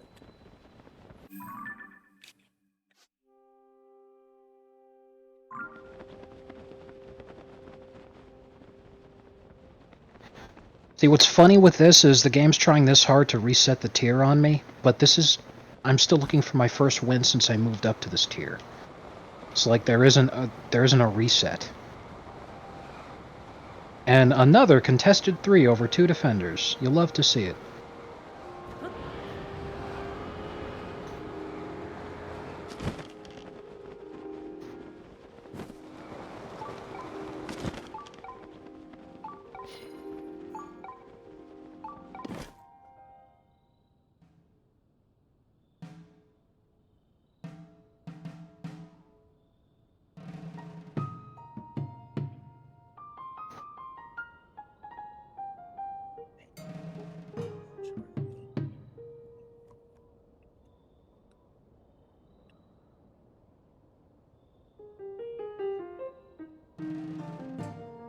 Jesus, tap dancing Christ.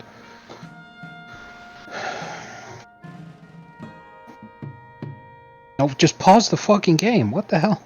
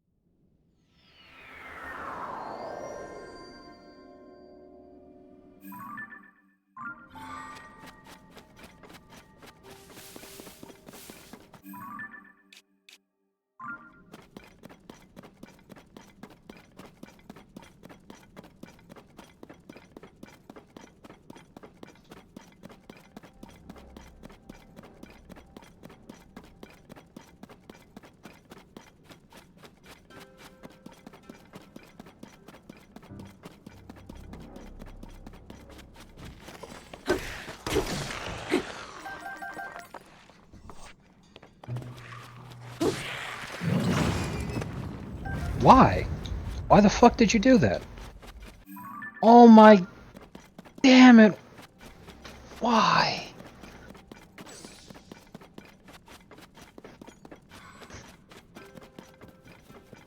The coach settings get reset every single game regardless of what you put the settings on in the main menu. So I wanted to just defend because they'll make the free throws, which they do, and they're only up by 3, and we could hit a 3 and tie the game if we just defended, because we had plenty of time still. Instead, they go for the automatic foul because the coach settings have been reset. What the fuck? And no one even wants to stand at the 3-point line either. What the hell? That game's just over. Fucking so goddamn stupid.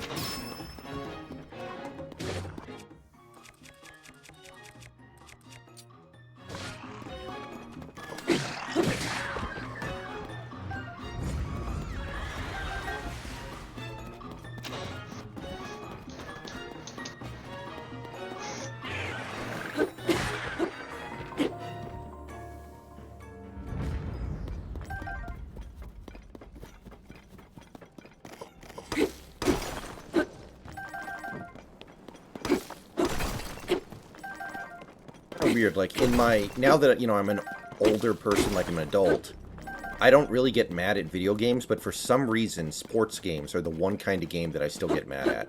So I know what you're kind of going because it's never a case of, man, I didn't think that through, or man, I should have known better, or man, I really should have played that better. Instead, it's just you're actively watching it cheat in real time. Sports games are the only genre of game that do this.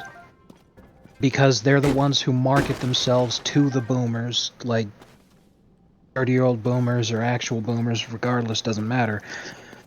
Everyone knows that they do ridiculous shit like this. You actively watch it cheat in real time, and you just like, the game just decided I'm supposed to lose, and there's nothing that I can do to beat it.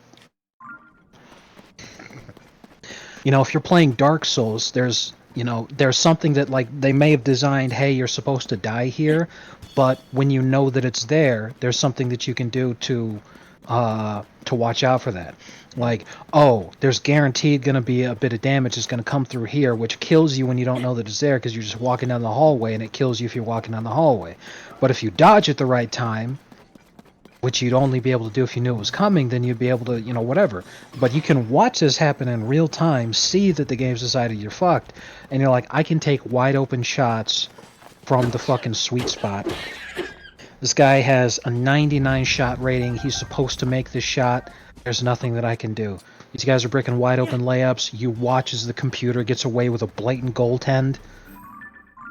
You charge into the defense, and your guy has an animation of getting fucking elbowed in the face Lambeer style, and there's no fucking foul call. And you're like, what the hell's happening? What am I supposed to do here? I just... Or even better is you watch as something happens that is not at all what you told it to do. Like, I'll never forget when you were streaming Madden live, and you raged out and you fucking rage quit on the spot and never stream Madden again after that. I'll never be able to forget the play that happened that made that happen. Yeah. You wanted to throw it to a certain receiver, but the moment you press the pass, the receiver cuts. All of a sudden, he magically cuts right through the middle of the field over like 3 different linebackers that the ball just goes straight to them, so they easily catch it for an interception. Yeah. Meanwhile, the pass you were trying to make was to a guy who's getting ready to run a fucking out route. So it's like that is the exact opposite direction of where I wanted the fucking ball to go. The game just decided, no, time for a pick. And you're like, what the hell's the point? Why even bother playing this? The game is playing itself. Like, when I was a little kid, you kind of accepted, like, oh, sports games are going to do that shit sometimes. You just live with it. Now that I'm older, I'm like, I don't want to live with it. Why would I want to do that? Too much.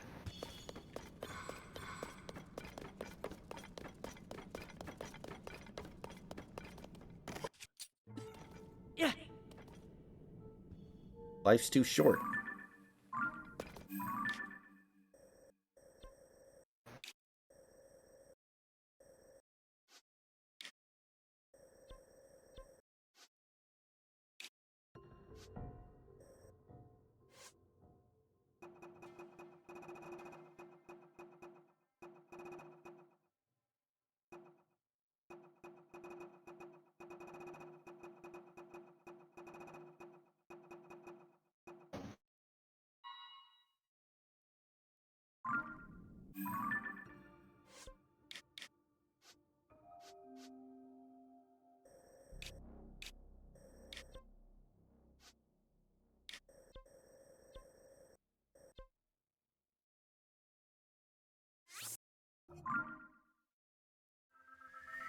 That the reset's finished and Larry Bird hits 7 for 7. Didn't you His say you first didn't shots in the lose game. anything on the reset, though?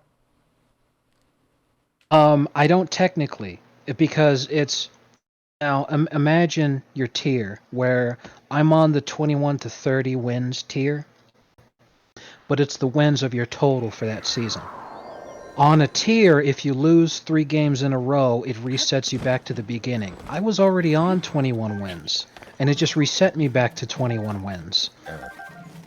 So you didn't lose So I'm like, anything. You just got exactly. annoyed So I'm for like, 10 what? minutes. Exactly. So I'm like, what the hell's the point? So now here I am, Larry Bird literally can't miss, and I'm all like, you just missed your last 30 shots. But now that the reset is, and this is what I'm talking about you know what's happening, you see it's happening, and this is why it frustrates you, is because you're like, the game's decided I'm supposed to lose, so it's just playing itself. And then as soon as it's over, then I go right back to normal.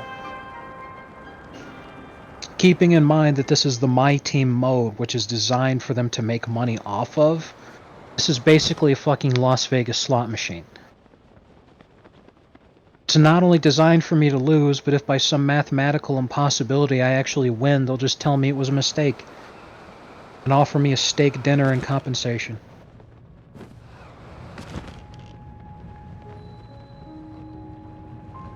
Did you actually see that in the news, by the way? No, I did not. Apparently some lady won a $1 million jackpot slot machine twice in the span of a week, and both times the casino said it was a machine error and it wasn't legitimate, and they tried to offer her steak dinner as compensation. How did that work out for them? Well, the first time she basically said that's complete horse shit, but whatever, I guess I'll just take this one on the chin. That really sucks. But the second time it happened, okay, now you're not fooling anybody, so now they're getting sued. So I'm like, either that lady's gonna get killed or she's gonna win a lot of money. One of the two. Like, Yeah. Like, fix your goddamn machines then. right? You know, like the mistake was that the casino wasn't supposed to lose money. Machine's working fine. It's just not actually supposed to be rigged. But they're like, damn it, we did everything we could, short of rigging them. They're not supposed to actually win. It's a load of crap, you know. When they say the house always wins, it's because people who gamble may win sometimes, but they lose more than they win, and they're gonna keep gambling. It's not supposed to be that you cheat, even though that's definitely something that happens. But if you actually cheat, you run the risk of fucking the whole thing up, because now no one's gonna play ever because they don't trust it.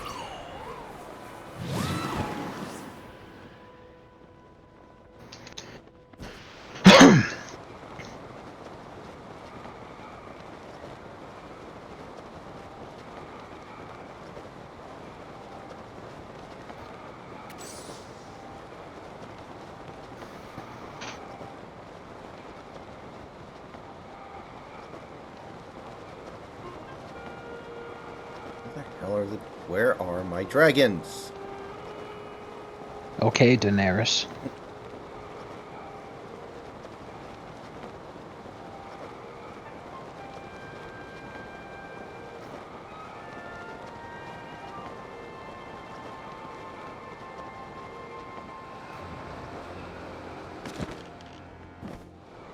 Oh, come on.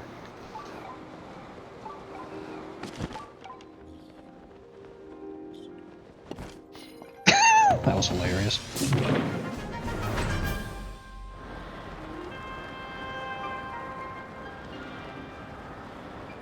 Oh, fuck that shit, man. Come on.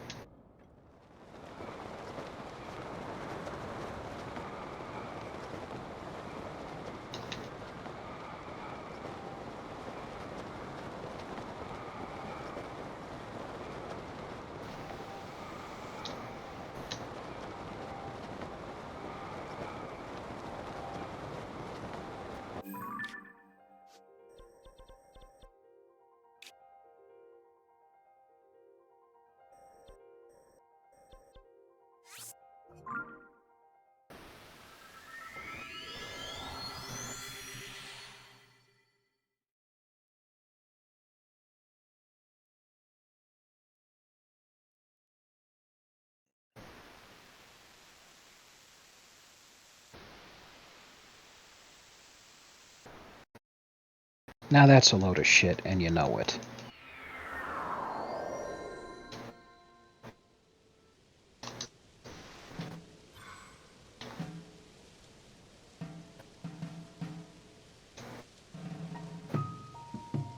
Seems like Summer Game Fest kind of sucked. I'm not hearing any good feedback on it.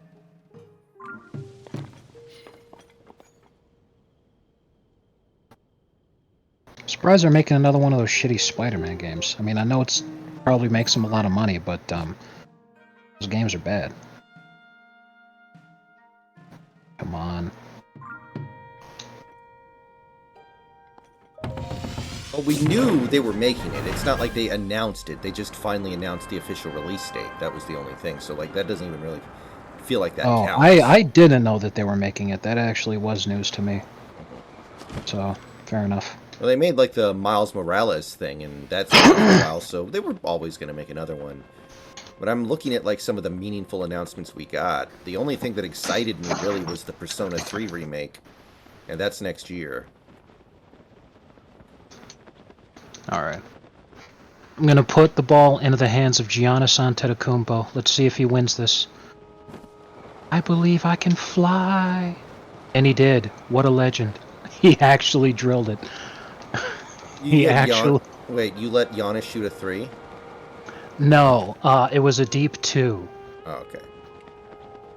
But he actually made the shot. Oh yeah, when they call a timeout, they get to have the ball advanced. I call a timeout, and I have to take it from the fucking baseline. Whatever, they missed anyway.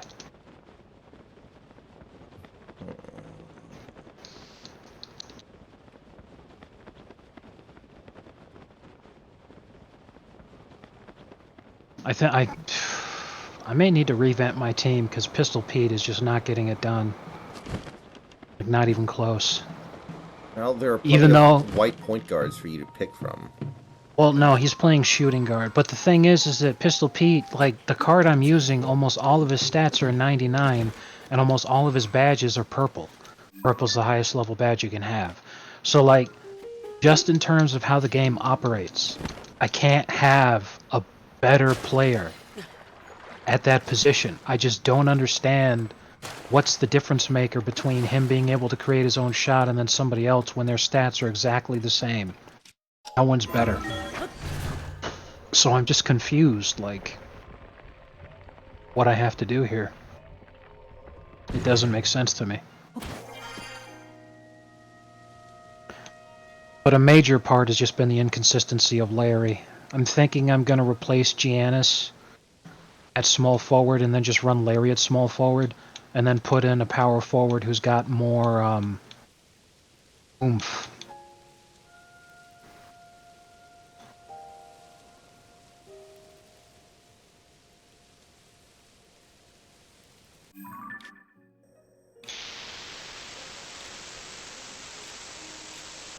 All right.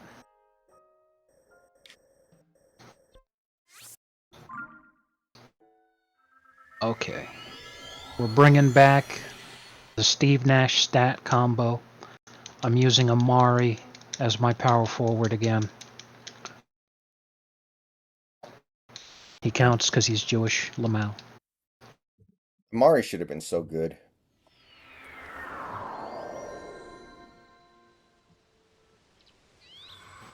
Yeah, New York ruins everything.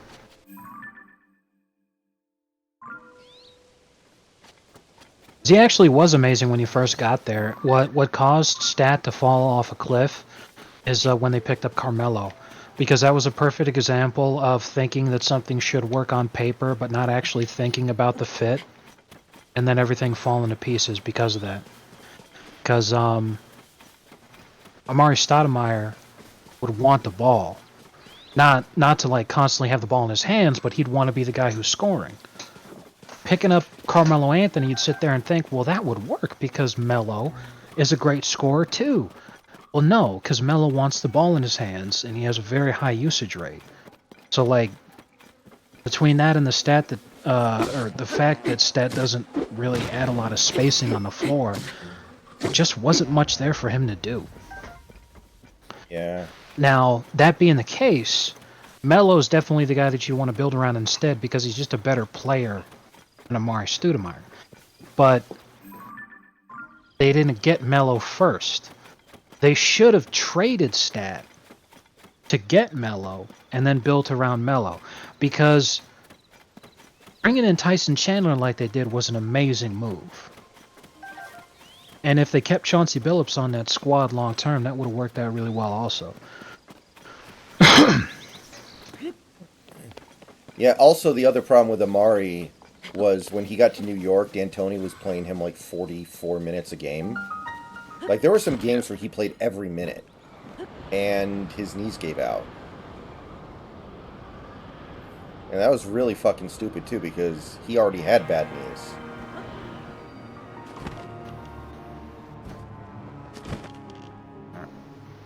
So the way this is going to work now is we're just going to run the Nash Amari pick and roll and then just see what the defense gives us. This feels a lot better. Steve Nash is scoring a lot more now.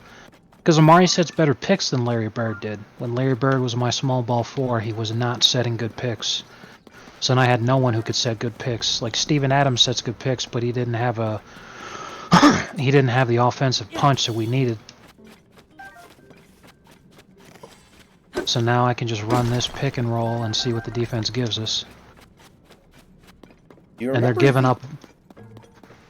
they're giving a lot to Amari because in this game, Kevin Love is defending Amari, and he's just killing him. You remember the Second Coming Nike commercials with NBA players? Um, I always liked that one. It had Kobe, I think I saw Pierce. the 10-minute commercial with Derrick Rose that they did. Oh no, wait, that was Adidas. Oh, I remember that one too.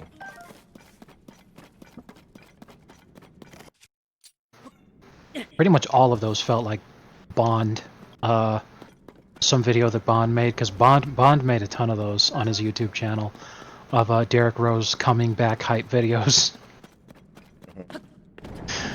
Never quite worked out that way. Feels bad, man.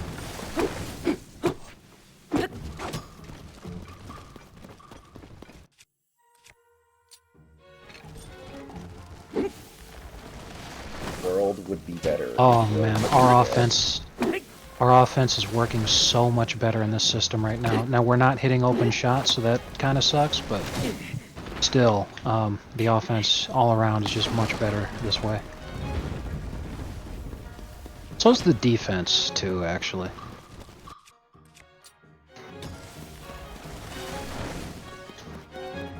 Mari sucked on defense, but he was a pretty good shot blocker, at least. Yeah, and that's the thing, is that no one bothers shots in my team. No one contests shots. Shot contesting doesn't matter. The only way to actually have defense matter in my team is to get a steal or get a block.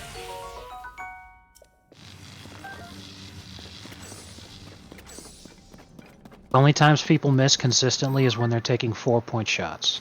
Other than that, you will just constantly see 3-pointers over multiple defenders. Anyone gets in the paint and they'll just easily nail it. Like, Everybody's Jamal Crawford. basically, like, it's complete bullshit. But when you have guys that can get steals and blocks consistently, you have an actually functional defense in my team. I think it was Pete 2K... Maravich makes his first 3 in the last 5 games. Wow.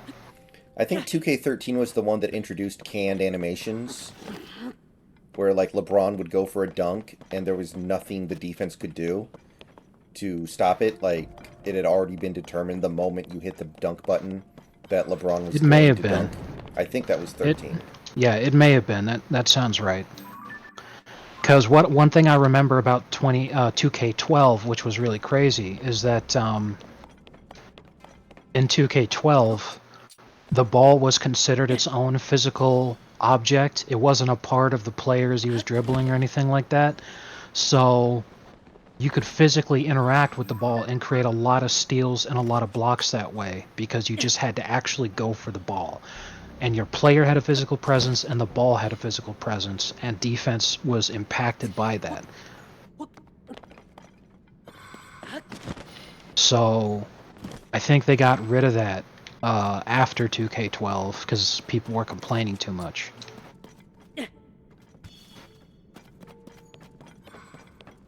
UK12 might have been the first one with the dribble stick, but I'm not sure. Because I don't think 2K11 had the dribble stick.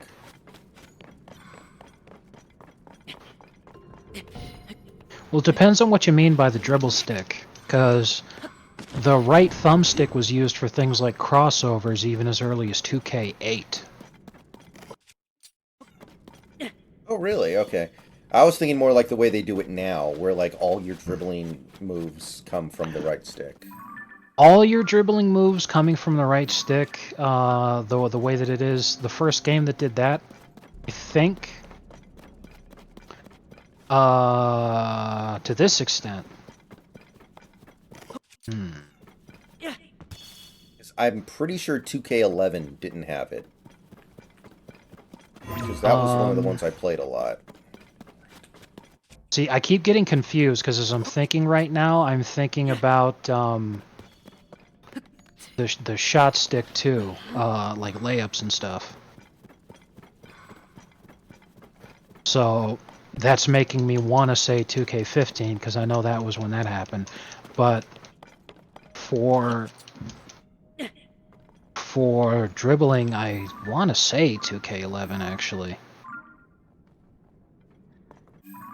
Maybe it was. Because I remember using the in and out move a lot, because for some reason the defense just couldn't handle that.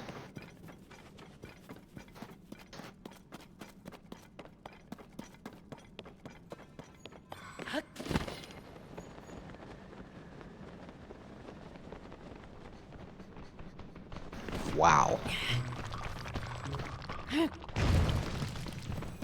Who the hell is that? Dylan Brooks. Wow. Oh, the guy who was antagonizing LeBron and is now going to end up in China. Dylan Brooks in this game.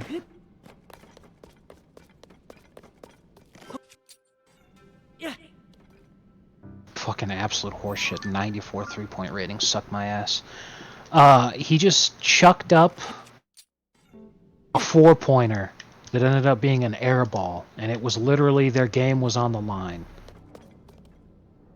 So that was pretty amusing. He did a Zach Randolph. Exactly. In hindsight, he should have gone for the uncontested layup. All right. Amari in his return game absolutely pops off, leads all scorers.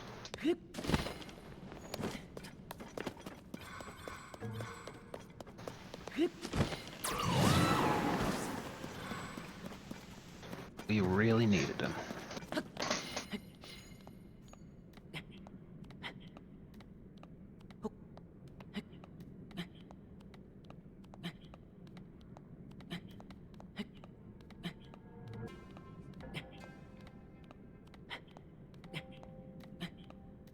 I heard about that, Rye Guy. I hope it's not true.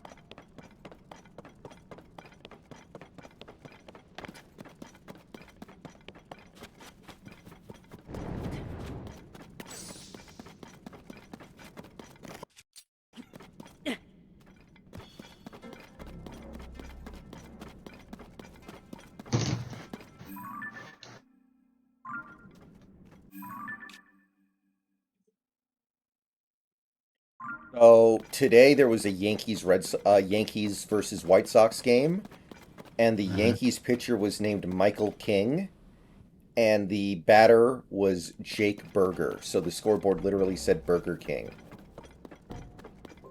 during the at bat.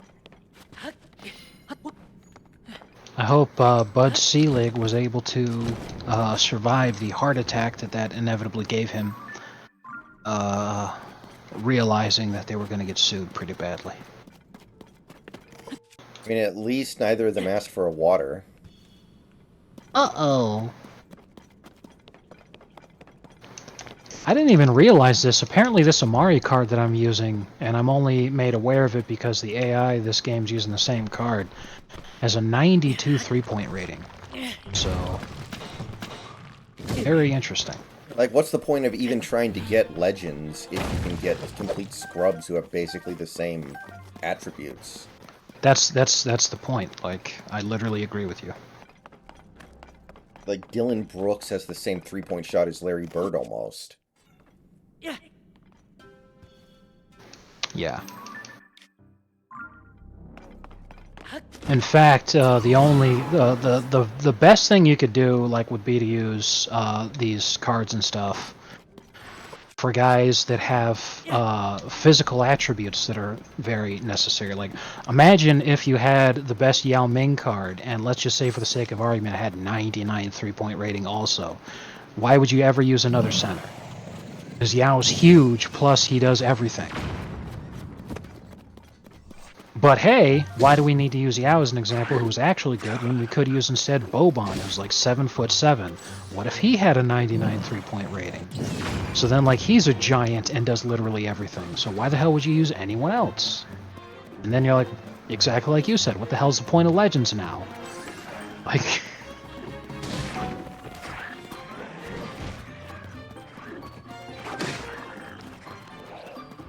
know that their goal is to allow everyone to build a team of their favorite players that are also OP.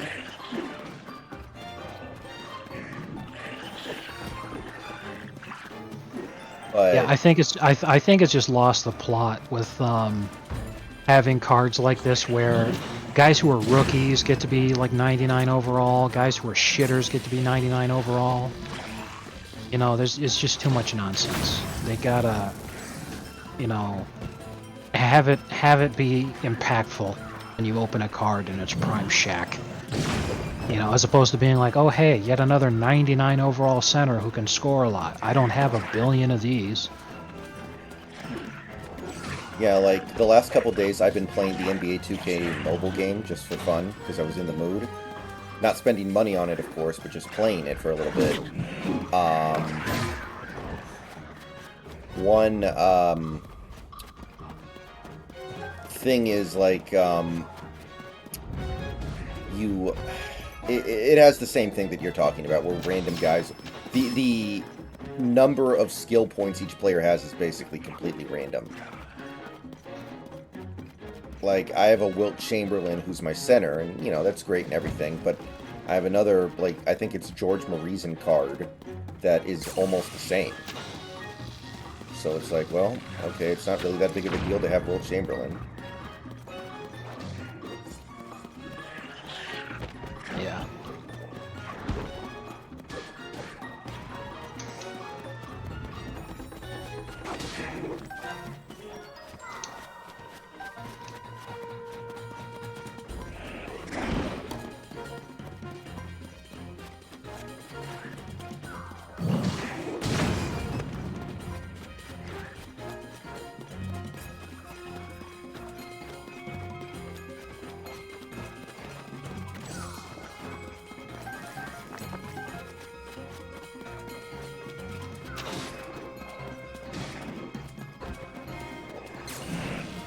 How do you miss? An uncontested layup.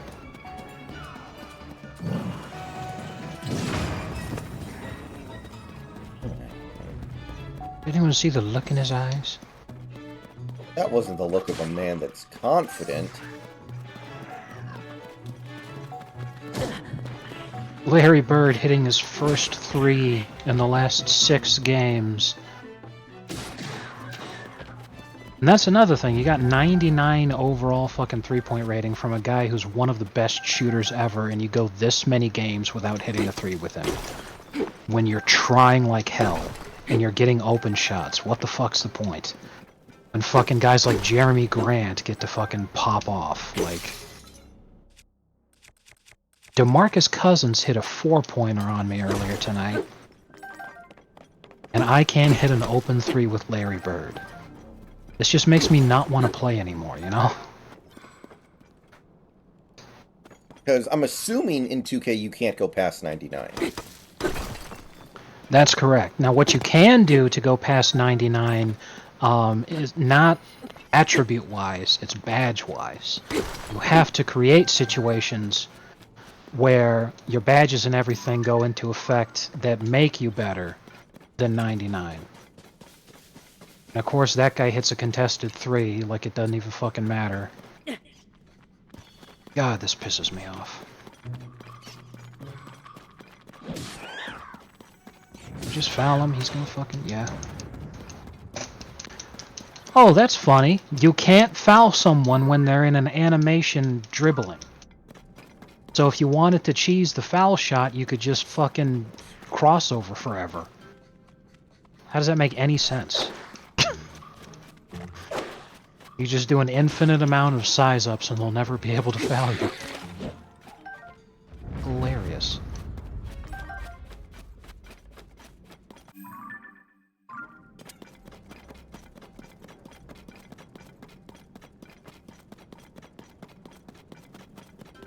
Got it.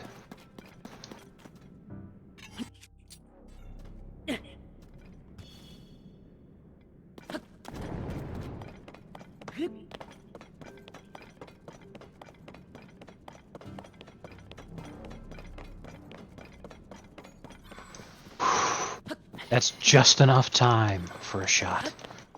Let's make this happen.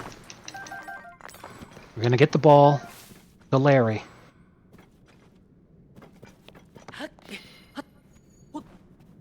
Oh, you missed.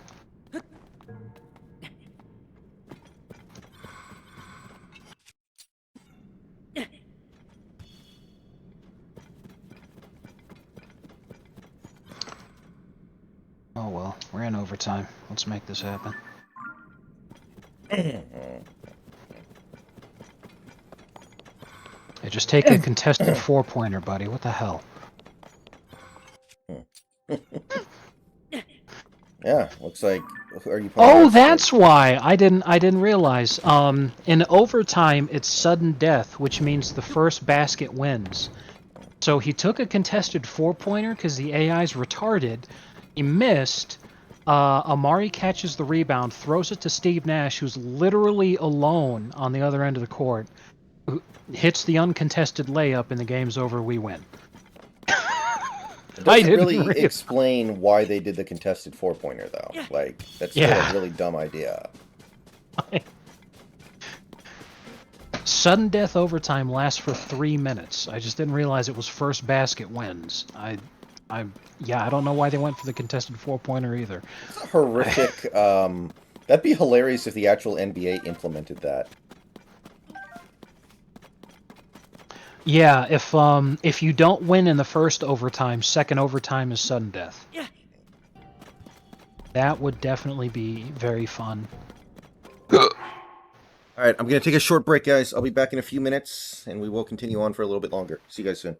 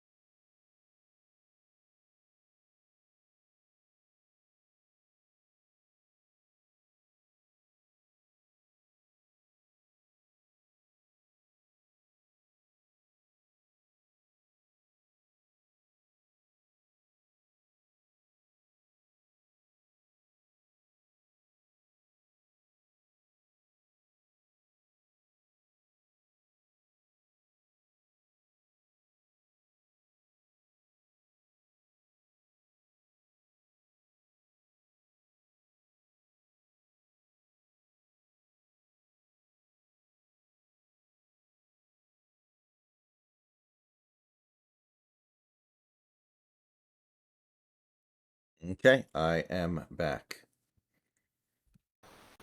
Alright, I'm not sure how well I'm gonna do in this one, because Steph Curry's on the other team. Ooh, that could be a lot of 4-pointers. Yeah, I'm really concerned. So I am usering the defender on Curry to make sure this doesn't fucking shit. Okay, whew, he missed, thank God. Is there a button you can hold down to, like, D up, like, really aggressively? Yes. Yeah. But it doesn't matter when you have someone who's really humongous setting a pick. They got Nate Thurmond on his team setting picks. Which Oh, is that's really... LeBron's dad. Yes, that is correct. At the very least, definitely a guy who had sex with LeBron's mother. Because everyone did, that's a joke. I really hope the Delonte West thing is true. Jesus, man. I'm not even kidding. I'm gonna bench Pistol Pete. He just doesn't make shots anymore.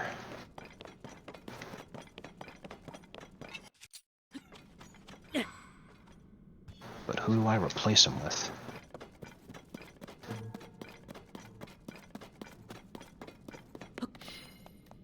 Apparently, you should replace him with Dolph Shays.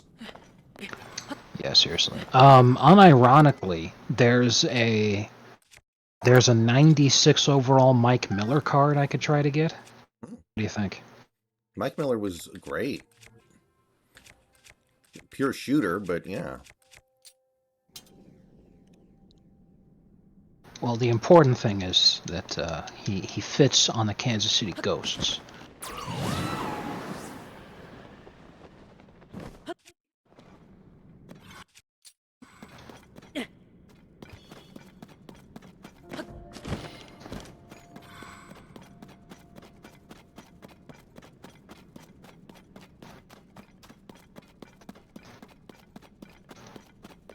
You know, I'm just going to accept what I have here. Steve Nash is really scoring well for me. I'll just let him do it. He's also D'ing up Steph Curry right now. Holy shit.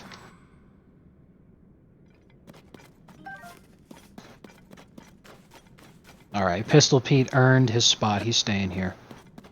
He hit an open shot. That's good enough for me. About to say, did he elbow Curry in the face or something? That would have been hilarious, but no.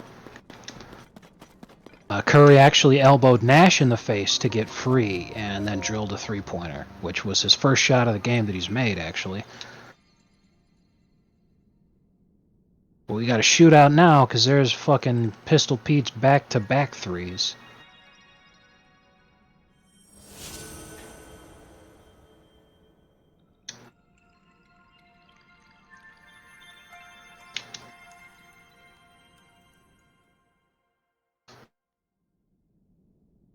Oh, it's raining men now. I mean threes.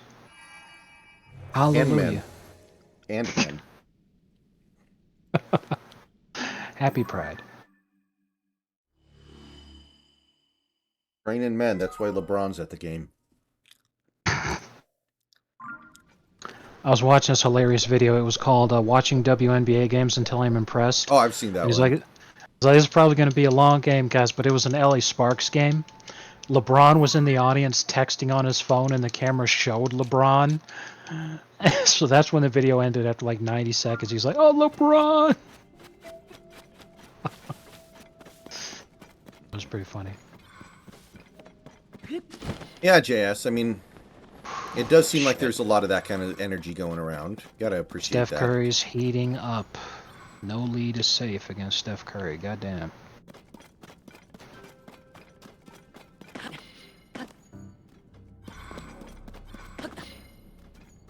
Oh.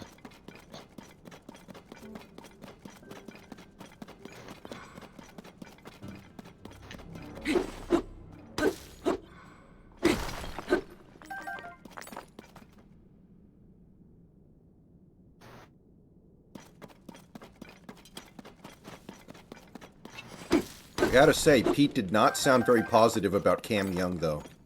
They asked him about Cam Young, and he was like, he's been okay, I guess.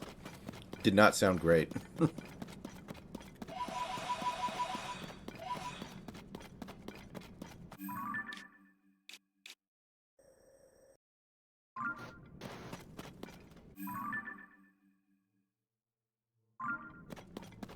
Yeah, he didn't sound very enthusiastic about Cam Young. So we may have a nose tackle problem, but I guess it's not that important of a position at the end of the day. Alright, that's it. Game's over. You win? Yeah, we win convincingly behind Steve Nash dinging Steph Curry the fuck up. Steph Curry shot 3 for 9. All threes.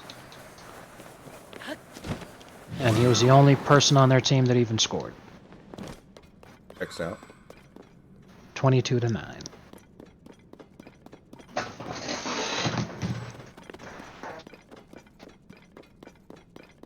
I think I've just been underestimating the caliber of player that I have in Steve Nash because all of his offensive stats are outrageously good. Real life. He has 99 mid-range, 99 three-pointer, and like we said, it's badges that make that more relevant. So he has Hall of Fame level shot creator, midi magician, limitless range, guard up. Now that's one of my favorite things is that limitless range means that you're better shooting from 3 and that you also have a higher percentage chance of making a shot from further away from 3.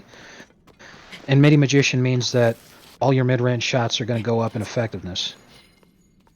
Shot creator means anytime you use a dribble move to get open and created space, your shot has a higher chance of going in. Plus, guard up means when the shot is not properly contested, your shot has an even higher chance of going in. So if I use a step back move that gets me open and shoot a step back mid-range in my hot zone, which is at the right elbow, that shot technically makes his mid-range go to 150. So when I complain that I miss those shots, that's why I'm complaining. As I'm all like, yeah, that should go in about as easily as LeBron uncontested layup. Did you see the look in his eyes? Like, it shouldn't even be close.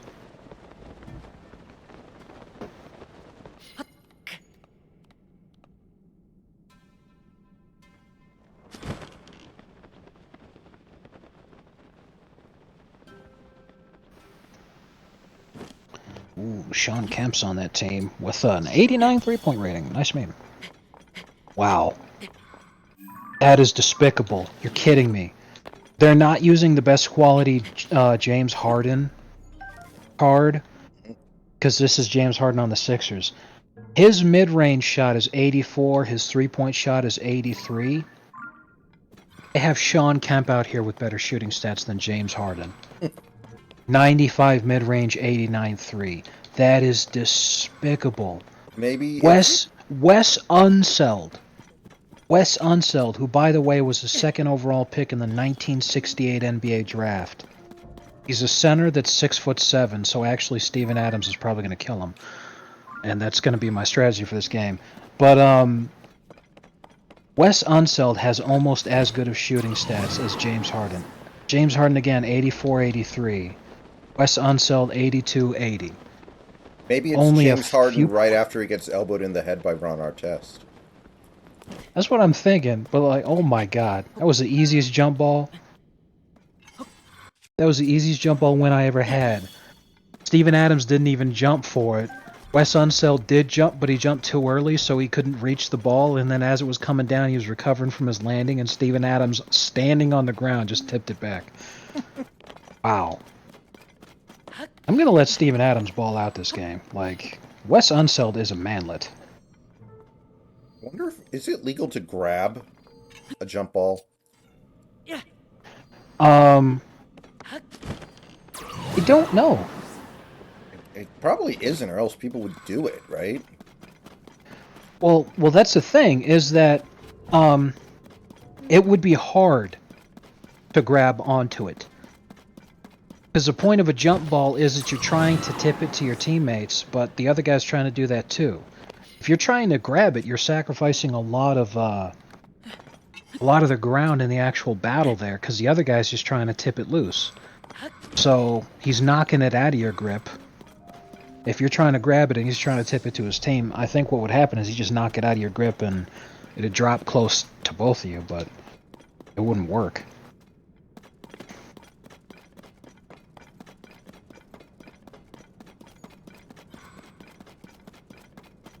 You know, there's a stat the NBA needs to start keeping. Percentage of jump balls won.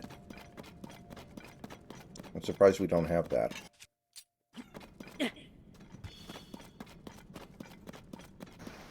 Steven Adams is cooking. Wes Unseld cannot guard Steven Adams because Steven Adams actually has, I think he qualifies. Let me see. Yep. You only need a 5-inch height advantage on your defender to have it automatically trigger an uncontested layup animation when you're in the post. Wes Unseld's 6'7", Steven Adams is 7 foot even. So he's actually getting uncontested shots in the paint.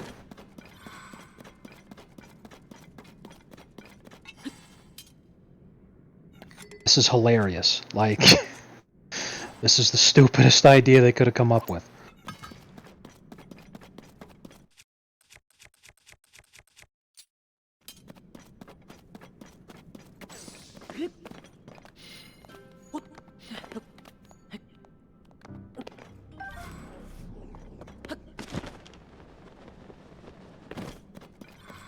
Man, how is Wes Unseld so short? Didn't he play center? Yes, he did, but he played center in the 60s. Remember, Bill Russell would be a small forward in today's league. I'm still so proud that Bonds and I worked together to get that retard to fucking do that.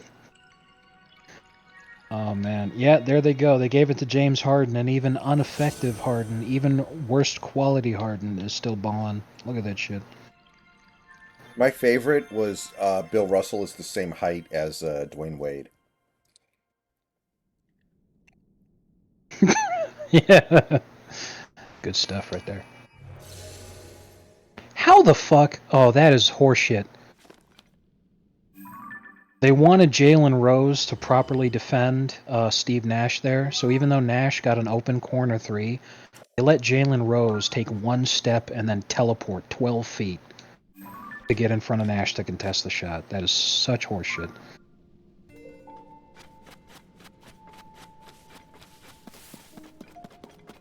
Whatever, Steven Adams will continue to ball.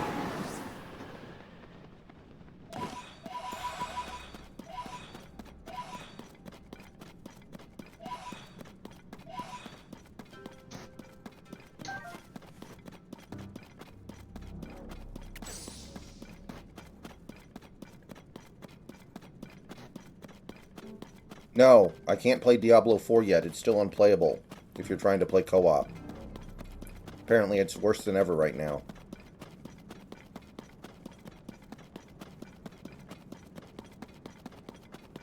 Who's asking? Somebody in chat just asked, have you played Diablo 4 yet?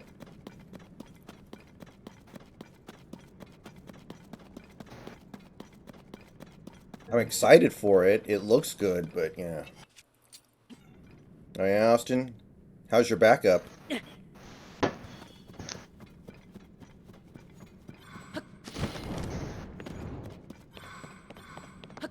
Well, apparently the Suns have technically not waived Chris Paul yet. They're basically trying to indicate that that's where this is going, and they're trying to encourage teams to trade for him if they want him. Oh, and they just wait. Because then he can go wherever he wants. Which is true. If you trade for him, but then you can say, hey, now you have to be here with us. Like, deal with it. Yeah, but the only reason Chris Paul would continue to want to play is if he was going to compete. And if he's not, like, what team would he say no to? Like, I'm sure if the Rockets tried to trade for him and then signed James Harden, he would be like, fuck that. We already tried this once. Yeah. I feel like the league would actually be in a much better place, all time, on the whole, if the Rockets actually won that year. The year they missed 27 straight threes. Yes. But then CP3 would have a ring. Yeah, but I don't care because hold on, was that 2017 or 2018? I think it was 2018.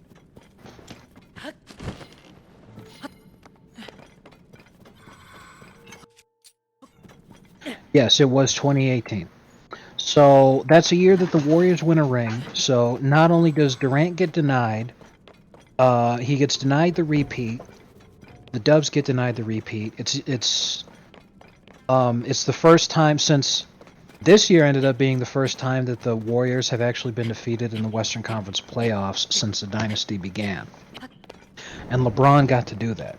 So anyone's beating the Cavs because they suck. So if the Rockets actually won that and then won the ring that year, yeah, CP3 would have a ring, but LOL Warriors, LOL Dubs, LOL Durant, and Harden, as much as we all hate him for all the flopping, like, he kind of deserved it way more than Durant.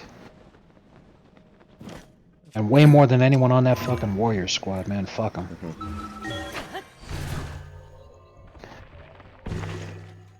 Yeah, people in the chat are talking about Dame. Dame basically requested a trade without actually requesting a trade, and he said he wants to go to Miami or Brooklyn. And like he basically said, like, if I wanted a trade, this is where I'd want to go. Which, to me, whenever somebody says that, it's always like, okay, you want to get traded, but you don't want to say that I want to get traded. Like, why would you say that unless you wanted to get traded? Yeah. So I think because Portland is run by schmucks right now, who will probably just give him what he wants, they're probably going to trade him to Miami for expiring contracts, like Lowry and Oladipo, and maybe a Oh couple my firsts. God. Who is that? Evans. Reggie Evans? Tyreek Evans. I'm shocked that he's in this game. Tyreek fucking Evans. You remember him? Oh yeah, Rookie of the Year. He was like mini LeBron, and then he wasn't. And then he fell off a cliff, yeah. Homeboy drilled. Like, there are different ranges of contested. A shot is 100% contested if it's blocked. He actually drilled. It was a slightly early release timing, which means it wasn't even a perfect release. 81% contested. Fucking Larry Bird was all over this guy. Damn near fouled him. And he still drilled that shot. Fucking unbelievable. Dirty.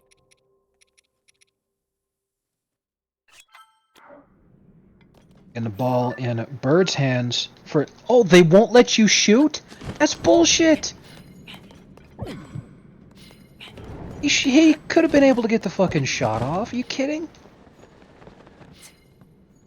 Fucking game with this fucking foul nonsense.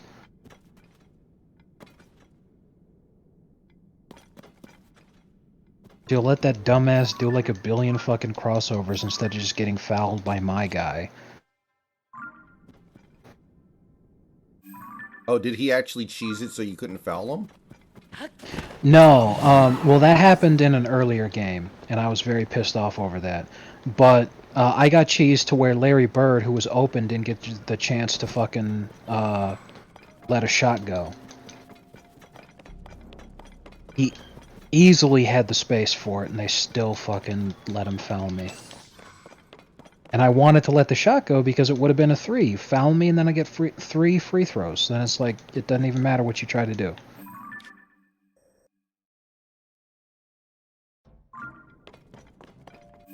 Oh my god, I almost hit a full court shot.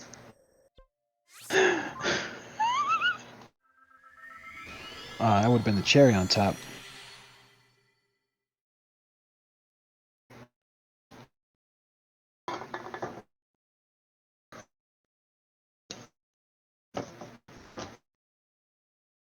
Did you see that guy in our Discord server say that the Spider-Man games are goated? I wanted to ban him for that.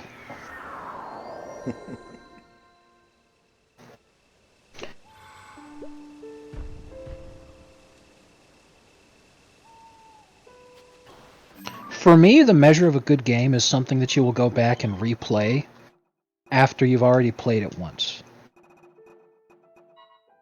How many times can people who love that Spider-Man game, regardless of how much they may have loved it, how many times can they say they went back to replay it? Really?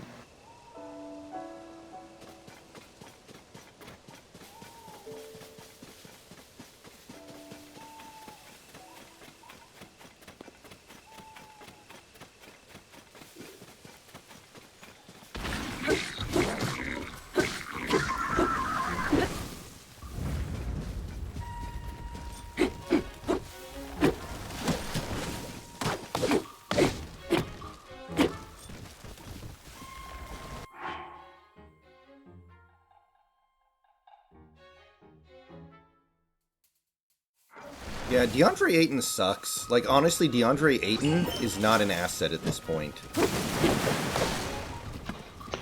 Yes. With the benefit of hindsight, it is exceptionally clear that he was not the guy to pick first overall. That was Now bad. he's good enough to where he would have, it would have made sense for him to go after other guys who are much better than him, like Doncic. Doncic should have gone number 1. Trae Young should have gone number 2. DeAndre Ayton probably 6th or later.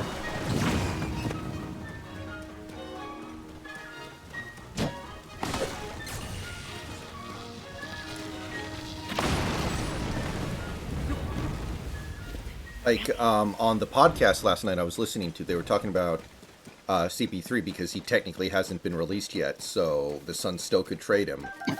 It was suggested, like, what if you did, like, CP3 for Jordan Poole? Ooh, that's disgusting.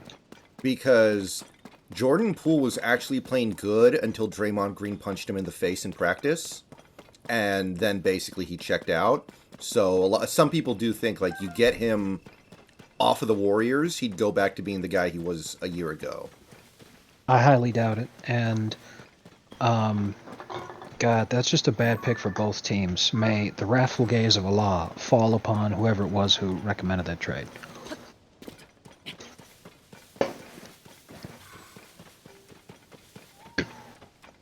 Doncic.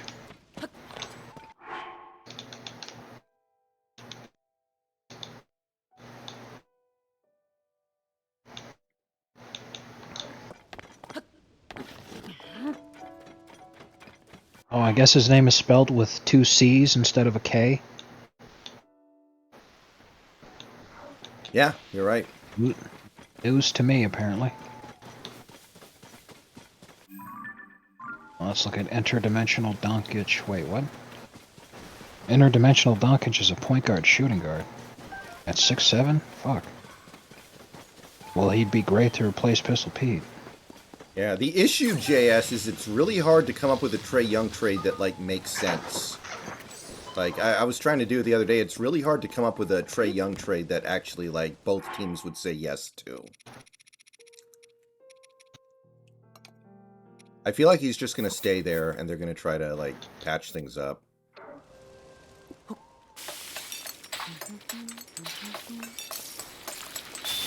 I need to type in parentheses. As long as you don't type in triple parentheses. Interdimensional. So that way I know what I'm looking for. Let's check the price on Bill Walton. I'd be kind of sad because I think maybe the version of him I'm looking for is exceptionally rare, so I may not be able to get him. What, is there a version of Bill Walton that's, like, black or something? No, the card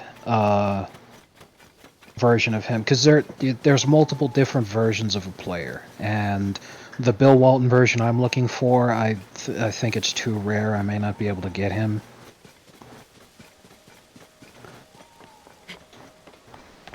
So what I'm doing is I'm looking at all the types that I need to find. But I'm going to be saving points up for a long time, so that's Bill Walton Rush.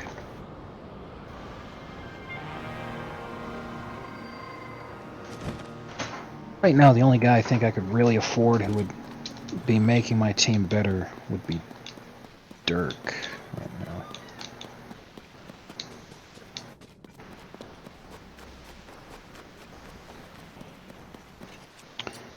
Let's see what the all-time version of him I'd want is.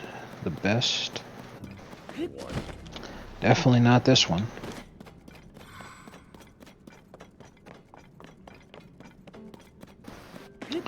It might be this one. But I mean, he's amazing here, so like... Oh yeah, the Titans Dirk. That's the one I want. Remember the Titans Dirk.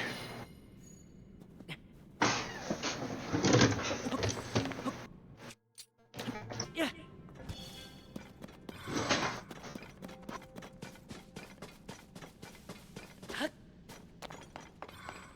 And that is just too damn expensive.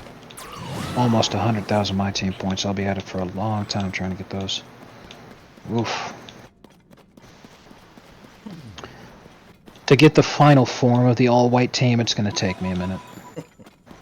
Well, things that are worth doing are not easy typically. Exactly.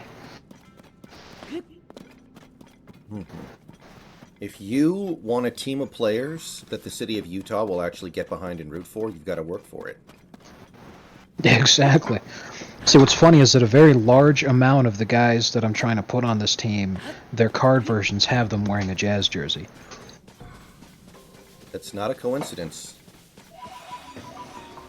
Exactly. There's a FIFA Ultimate Team promo called Trophy Titans. That company is truly lazy. Yeah, I've never played a FIFA game.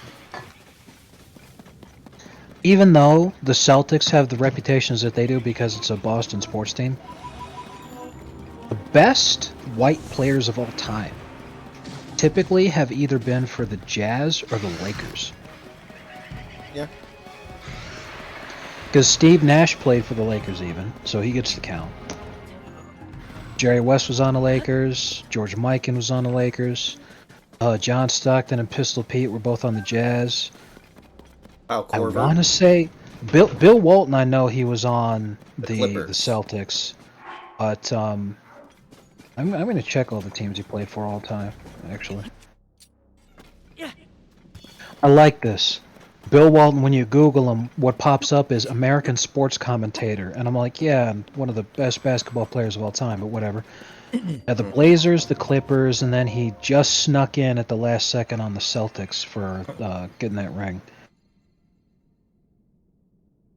Yep, he signed with the Clippers and his feet blew up immediately. Exactly.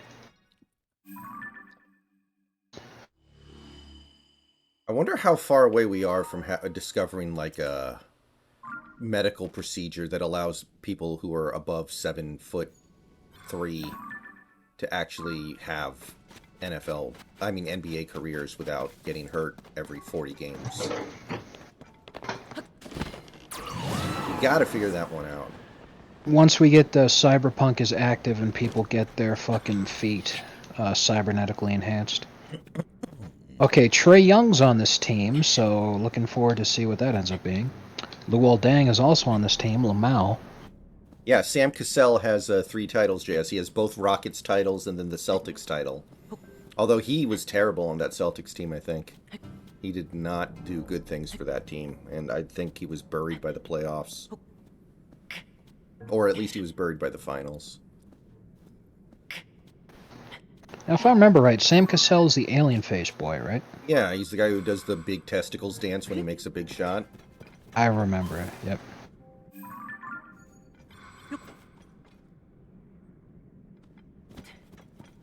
If I remember right, wasn't he on the KG Timberwolves in 2004? Yes. I think that sounds right. He might have not been there in '04. That might have been the year they had... No, wait, that was the year they had Latrell Sprewell and Sam Cassell, I think. Yeah, I think you're right. Do I seriously feel this fucking dog again? I'll be right back. God.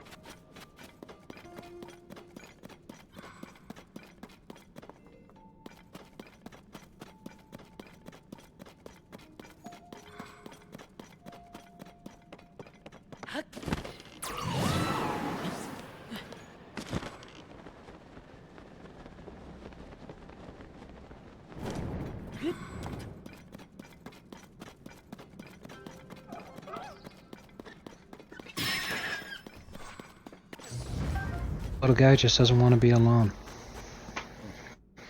My mom was not ready to be a dog owner. This is what we tried to tell her. She just makes us all miserable because she wanted her toy. And then the minute it gets hard, she wants to give up and just abandon the poor fucking guy.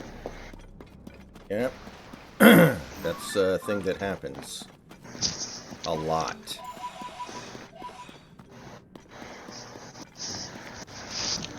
It's okay, buddy. It's not your fault. He's just a puppy. He never asked for this.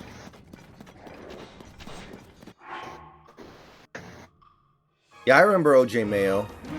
OJ Mayo was, okay. OJ Mayo, I wish he popped off because once the Grizz were actually starting to do pretty good and OJ Mayo was balling a little bit, they started calling him the Juice. And I was like, yes. Now all you gotta do is murder your wife and a waitress or a waiter.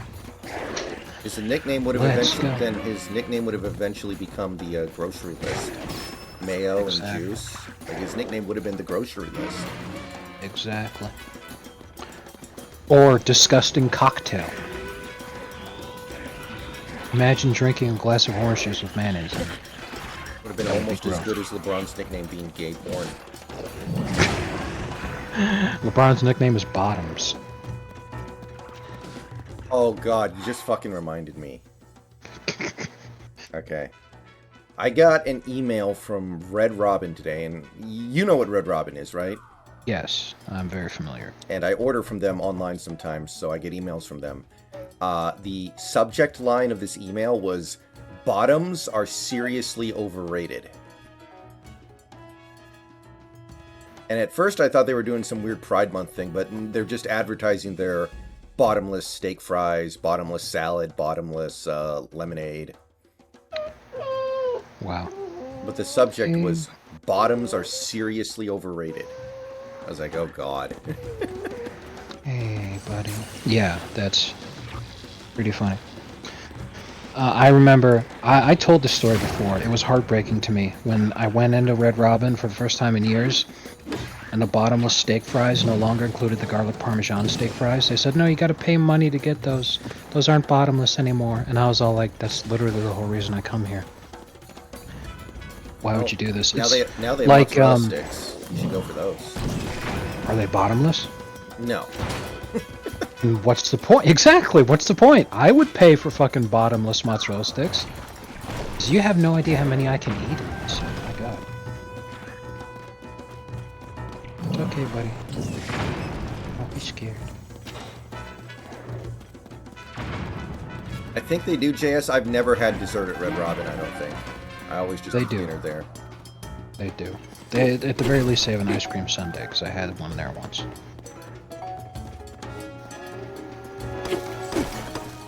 Okay, buddy. It's okay. Is he in pain, or is he just...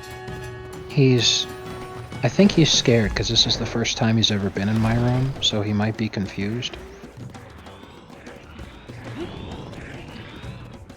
He's not in pain. If he was hurt, I'd be able to tell.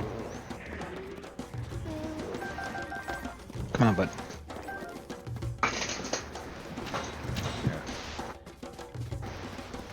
Because he's walking around normally. If he was in pain, he'd be like limping or something.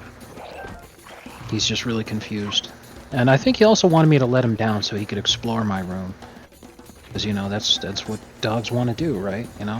When they're in an unfamiliar place, they want to sniff around and explore. I'd let him loose and he's sniffing around now. And his tail's wagging. He's happy. Yeah, JS, I'm a big proponent of Red Robin. In fact, whenever me and my dad want to go out and eat somewhere and go watch a game or something, there are basically two choices. There's Red Robin, and then there's a dive bar, like right down the street from where I live, that we kind of like. And, you know, it's a dive bar. It's not really good, but it's effective. I think most not of you guys anymore, know what I'm right? talking about. Well, it didn't end up hurting me, and I didn't even end up getting diarrhea later, so I think I'm fine. I think I'm just going to be cool with it. And I've eaten there a ton before, and it's never happened like that, so I'm not really going to kill them for it.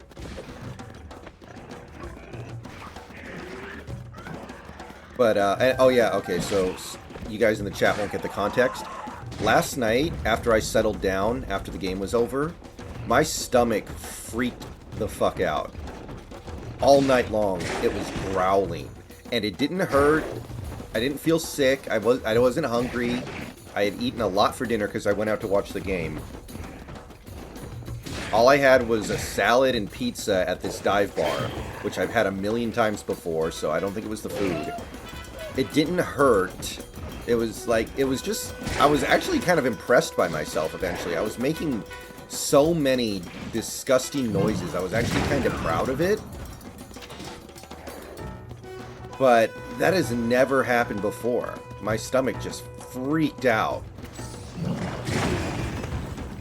And by the time I actually went to bed, I was passing gas like a NASCAR pit crew.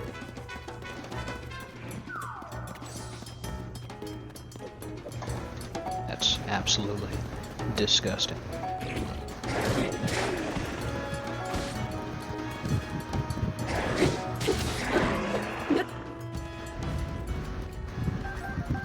Yeah, I think it would be the salad that you had, the cabbage. I mean, maybe. It's possible. Again, it didn't hurt. I didn't even get diarrhea later or nothing. It just was like... And that's what I learned, you know, when I was Googling looking for symptoms or, you know, what could have caused it. That's what they said. Is they're like, yeah, this can happen when you eat high sulfur foods like cabbage.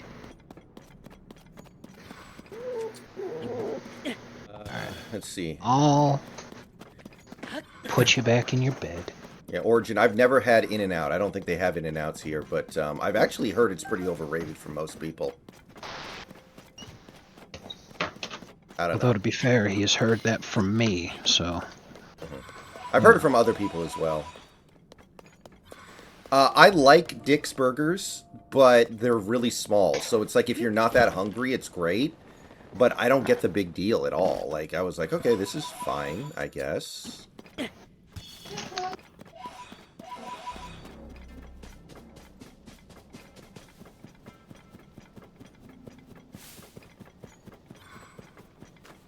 It's crazy how many of my streams end up turning into conversations about fast food. But this is why Report of the Week does what he does.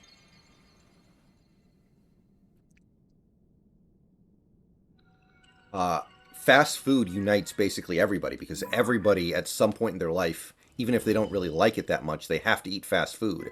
So that's why he reviews fast food, because it's actually something that is relatable to his audience. Yeah. Anyway.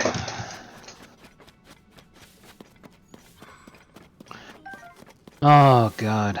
This is the only vacation I've ever been on, but this is easily the worst vacation I've ever been on. I mean, is that your way of saying you're miserable right now, or are you making Yes. a... Okay. Yes. Yes, it is.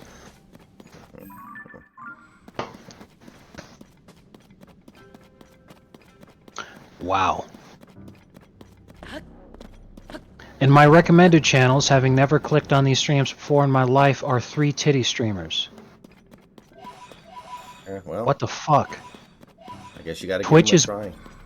Twitch is boosting the titty streamers insanely hard. Look at this fucking shit.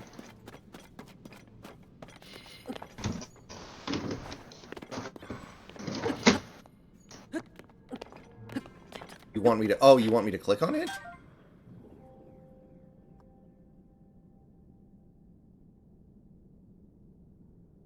Oh my god. Yeah. What the... Playing old school RuneScape. Look at how small the fucking game is on this UI. That's fucking great.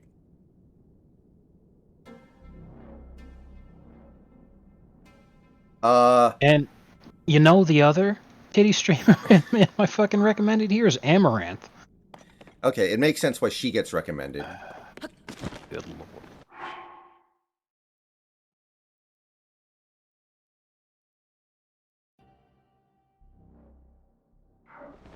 How do I make this go away? Yeah, so a couple days ago, Moist posted a video titled Twitch is Dead. He was talking about their new policy they implemented, where basically, if you weren't allowed to have sponsors on your streams anymore. Like, you couldn't do the whole thing where, like, this Twitch channel is sponsored by Manscaped.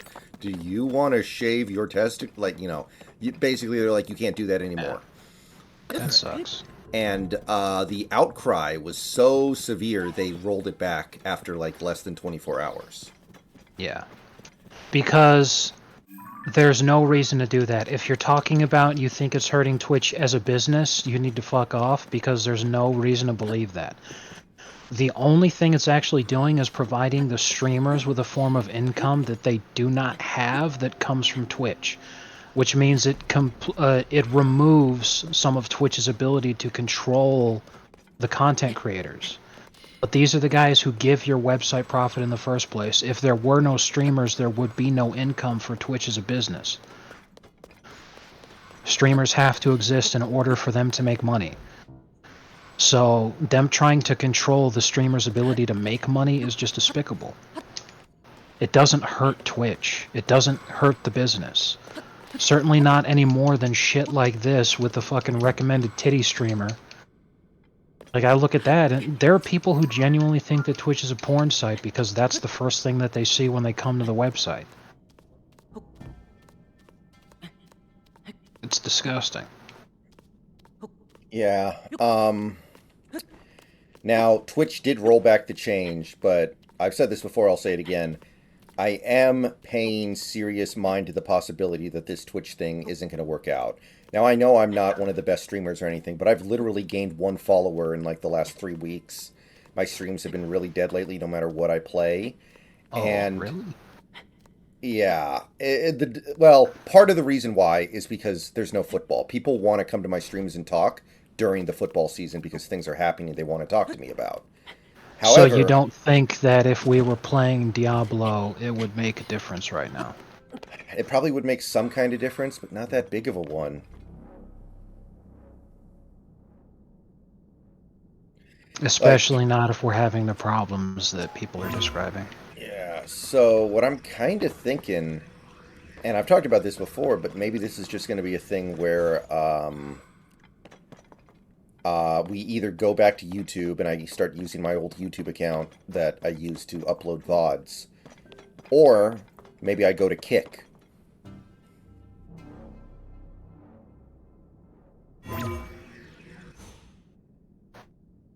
Know which one I'd prefer.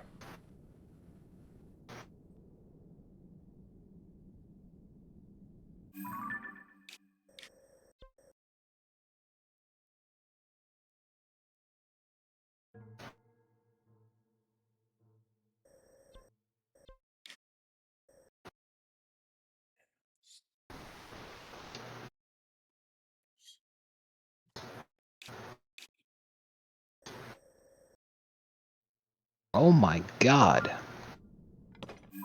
How do so many guys miss shots with these amazing of stats? And then they hit that fucking shit when they're contested. I don't get it. Is this another game where the AI has decided I'm supposed to lose? Yeah, I mean, I understand that. I understand the whole idea of like being a variety streamer means you're not going to have a big audience, but the thing is, first of all, my audience was way bigger during the football season. And the discoverability of Twitch is not really doing me any favors. Like, the discoverability of my stream on Twitch is not helping, and I don't even know if discoverability even really is a thing anymore.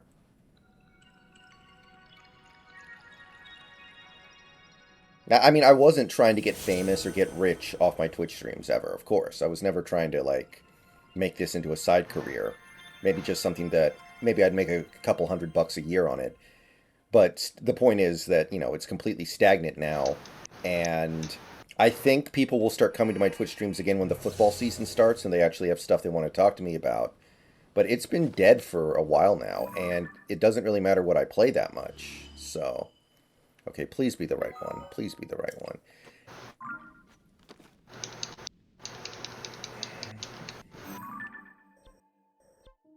Okay. How is it not a flagrant?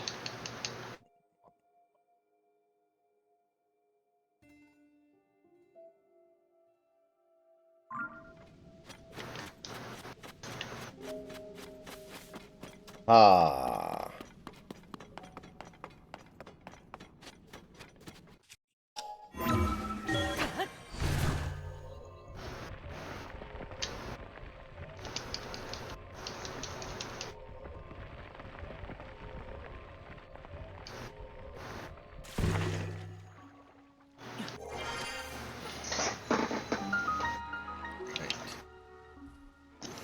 Why is the streamer you just linked me to wearing a mask? Is she, like, super afraid of COVID or something?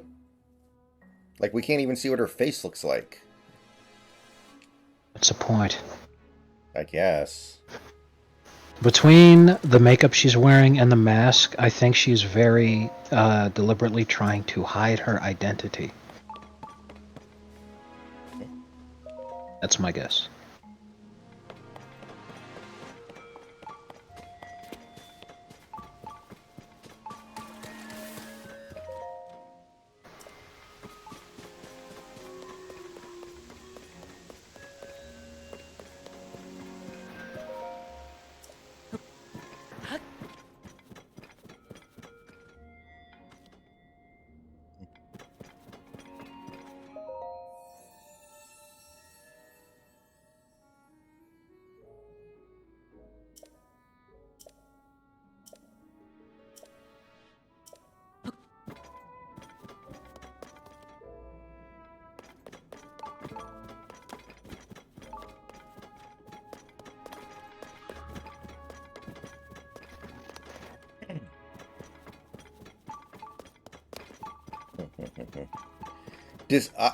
I will say this. Despite their extremely anti-streamer policies, and their ridiculously bad revenue sharing splits. To my knowledge, Twitch still does not make money, so I'm not shocked they're trying to find other ways to squeeze out more money. But I feel like things are just being badly mismanaged if this site is not profitable. Like, if this site is not profitable, then I feel like they're doing something very, very wrong.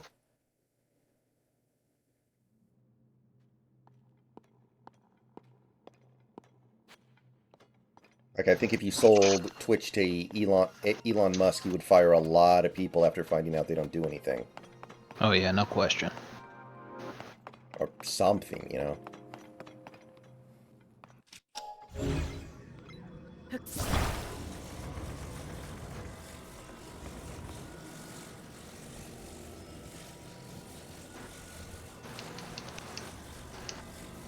Hey, but that being the case, why are they doing these ridiculous, terrible policies that are going to make them extremely unpopular? Like, they actually tried to ban streamers from, you know, doing sponsorships. So, like, I don't think they would do that unless they were desperately trying to figure out some way to... Fuck? Okay, we made up for it. Larry Bird was literally in front of everyone on a fast break. So I press X to lay it up, and pressing X made him jump backwards into the defense, specifically so that they could contest the shot, and then he throws up a brick. I'm like, what the fuck, dude? Larry Bird really was overrated. I guess.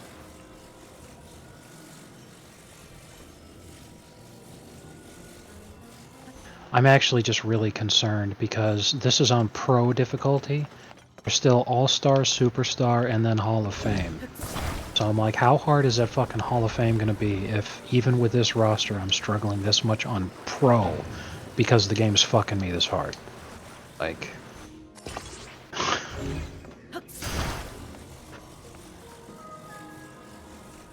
Curious to me because my fucking franchise, my Sonic's franchise, is on Superstar difficulty. My record right now is 18-1 with a much worse roster than I'm using here in my team. So like, what the fuck?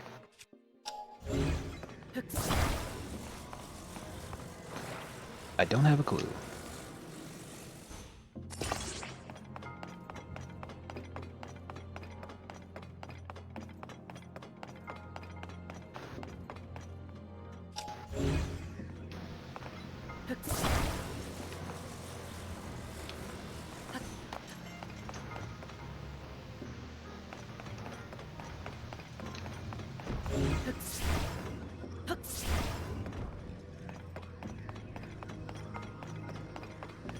Well, they rolled back the policy after less than a day because everybody threw a fit. Moist Critical posted a video about it 2 days ago called Twitch is Dead, and the backlash basically got them to back off. But the point is that they're very, very clearly desperately trying to find a way to, like, make a few extra shekels.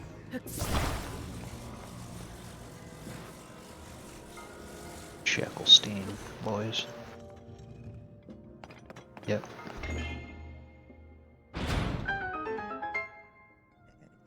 I think the current CEO of Twitch is like a deerkin or something. I'm not sure if that's true or not.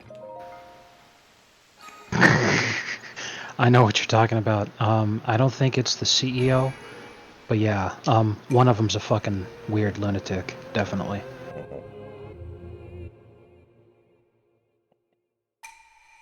I feel like Bill Simmons after he started going after Roger Goodell. Like, I know I'm going to get fired for this, but it's worth it.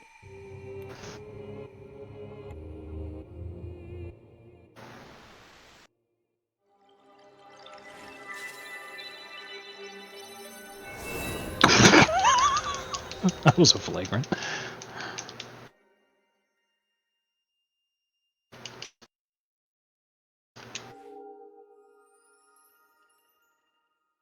AMC Theaters bringing back $3 and $5 movie tickets this summer. Oh. That's as handy as it is dandy.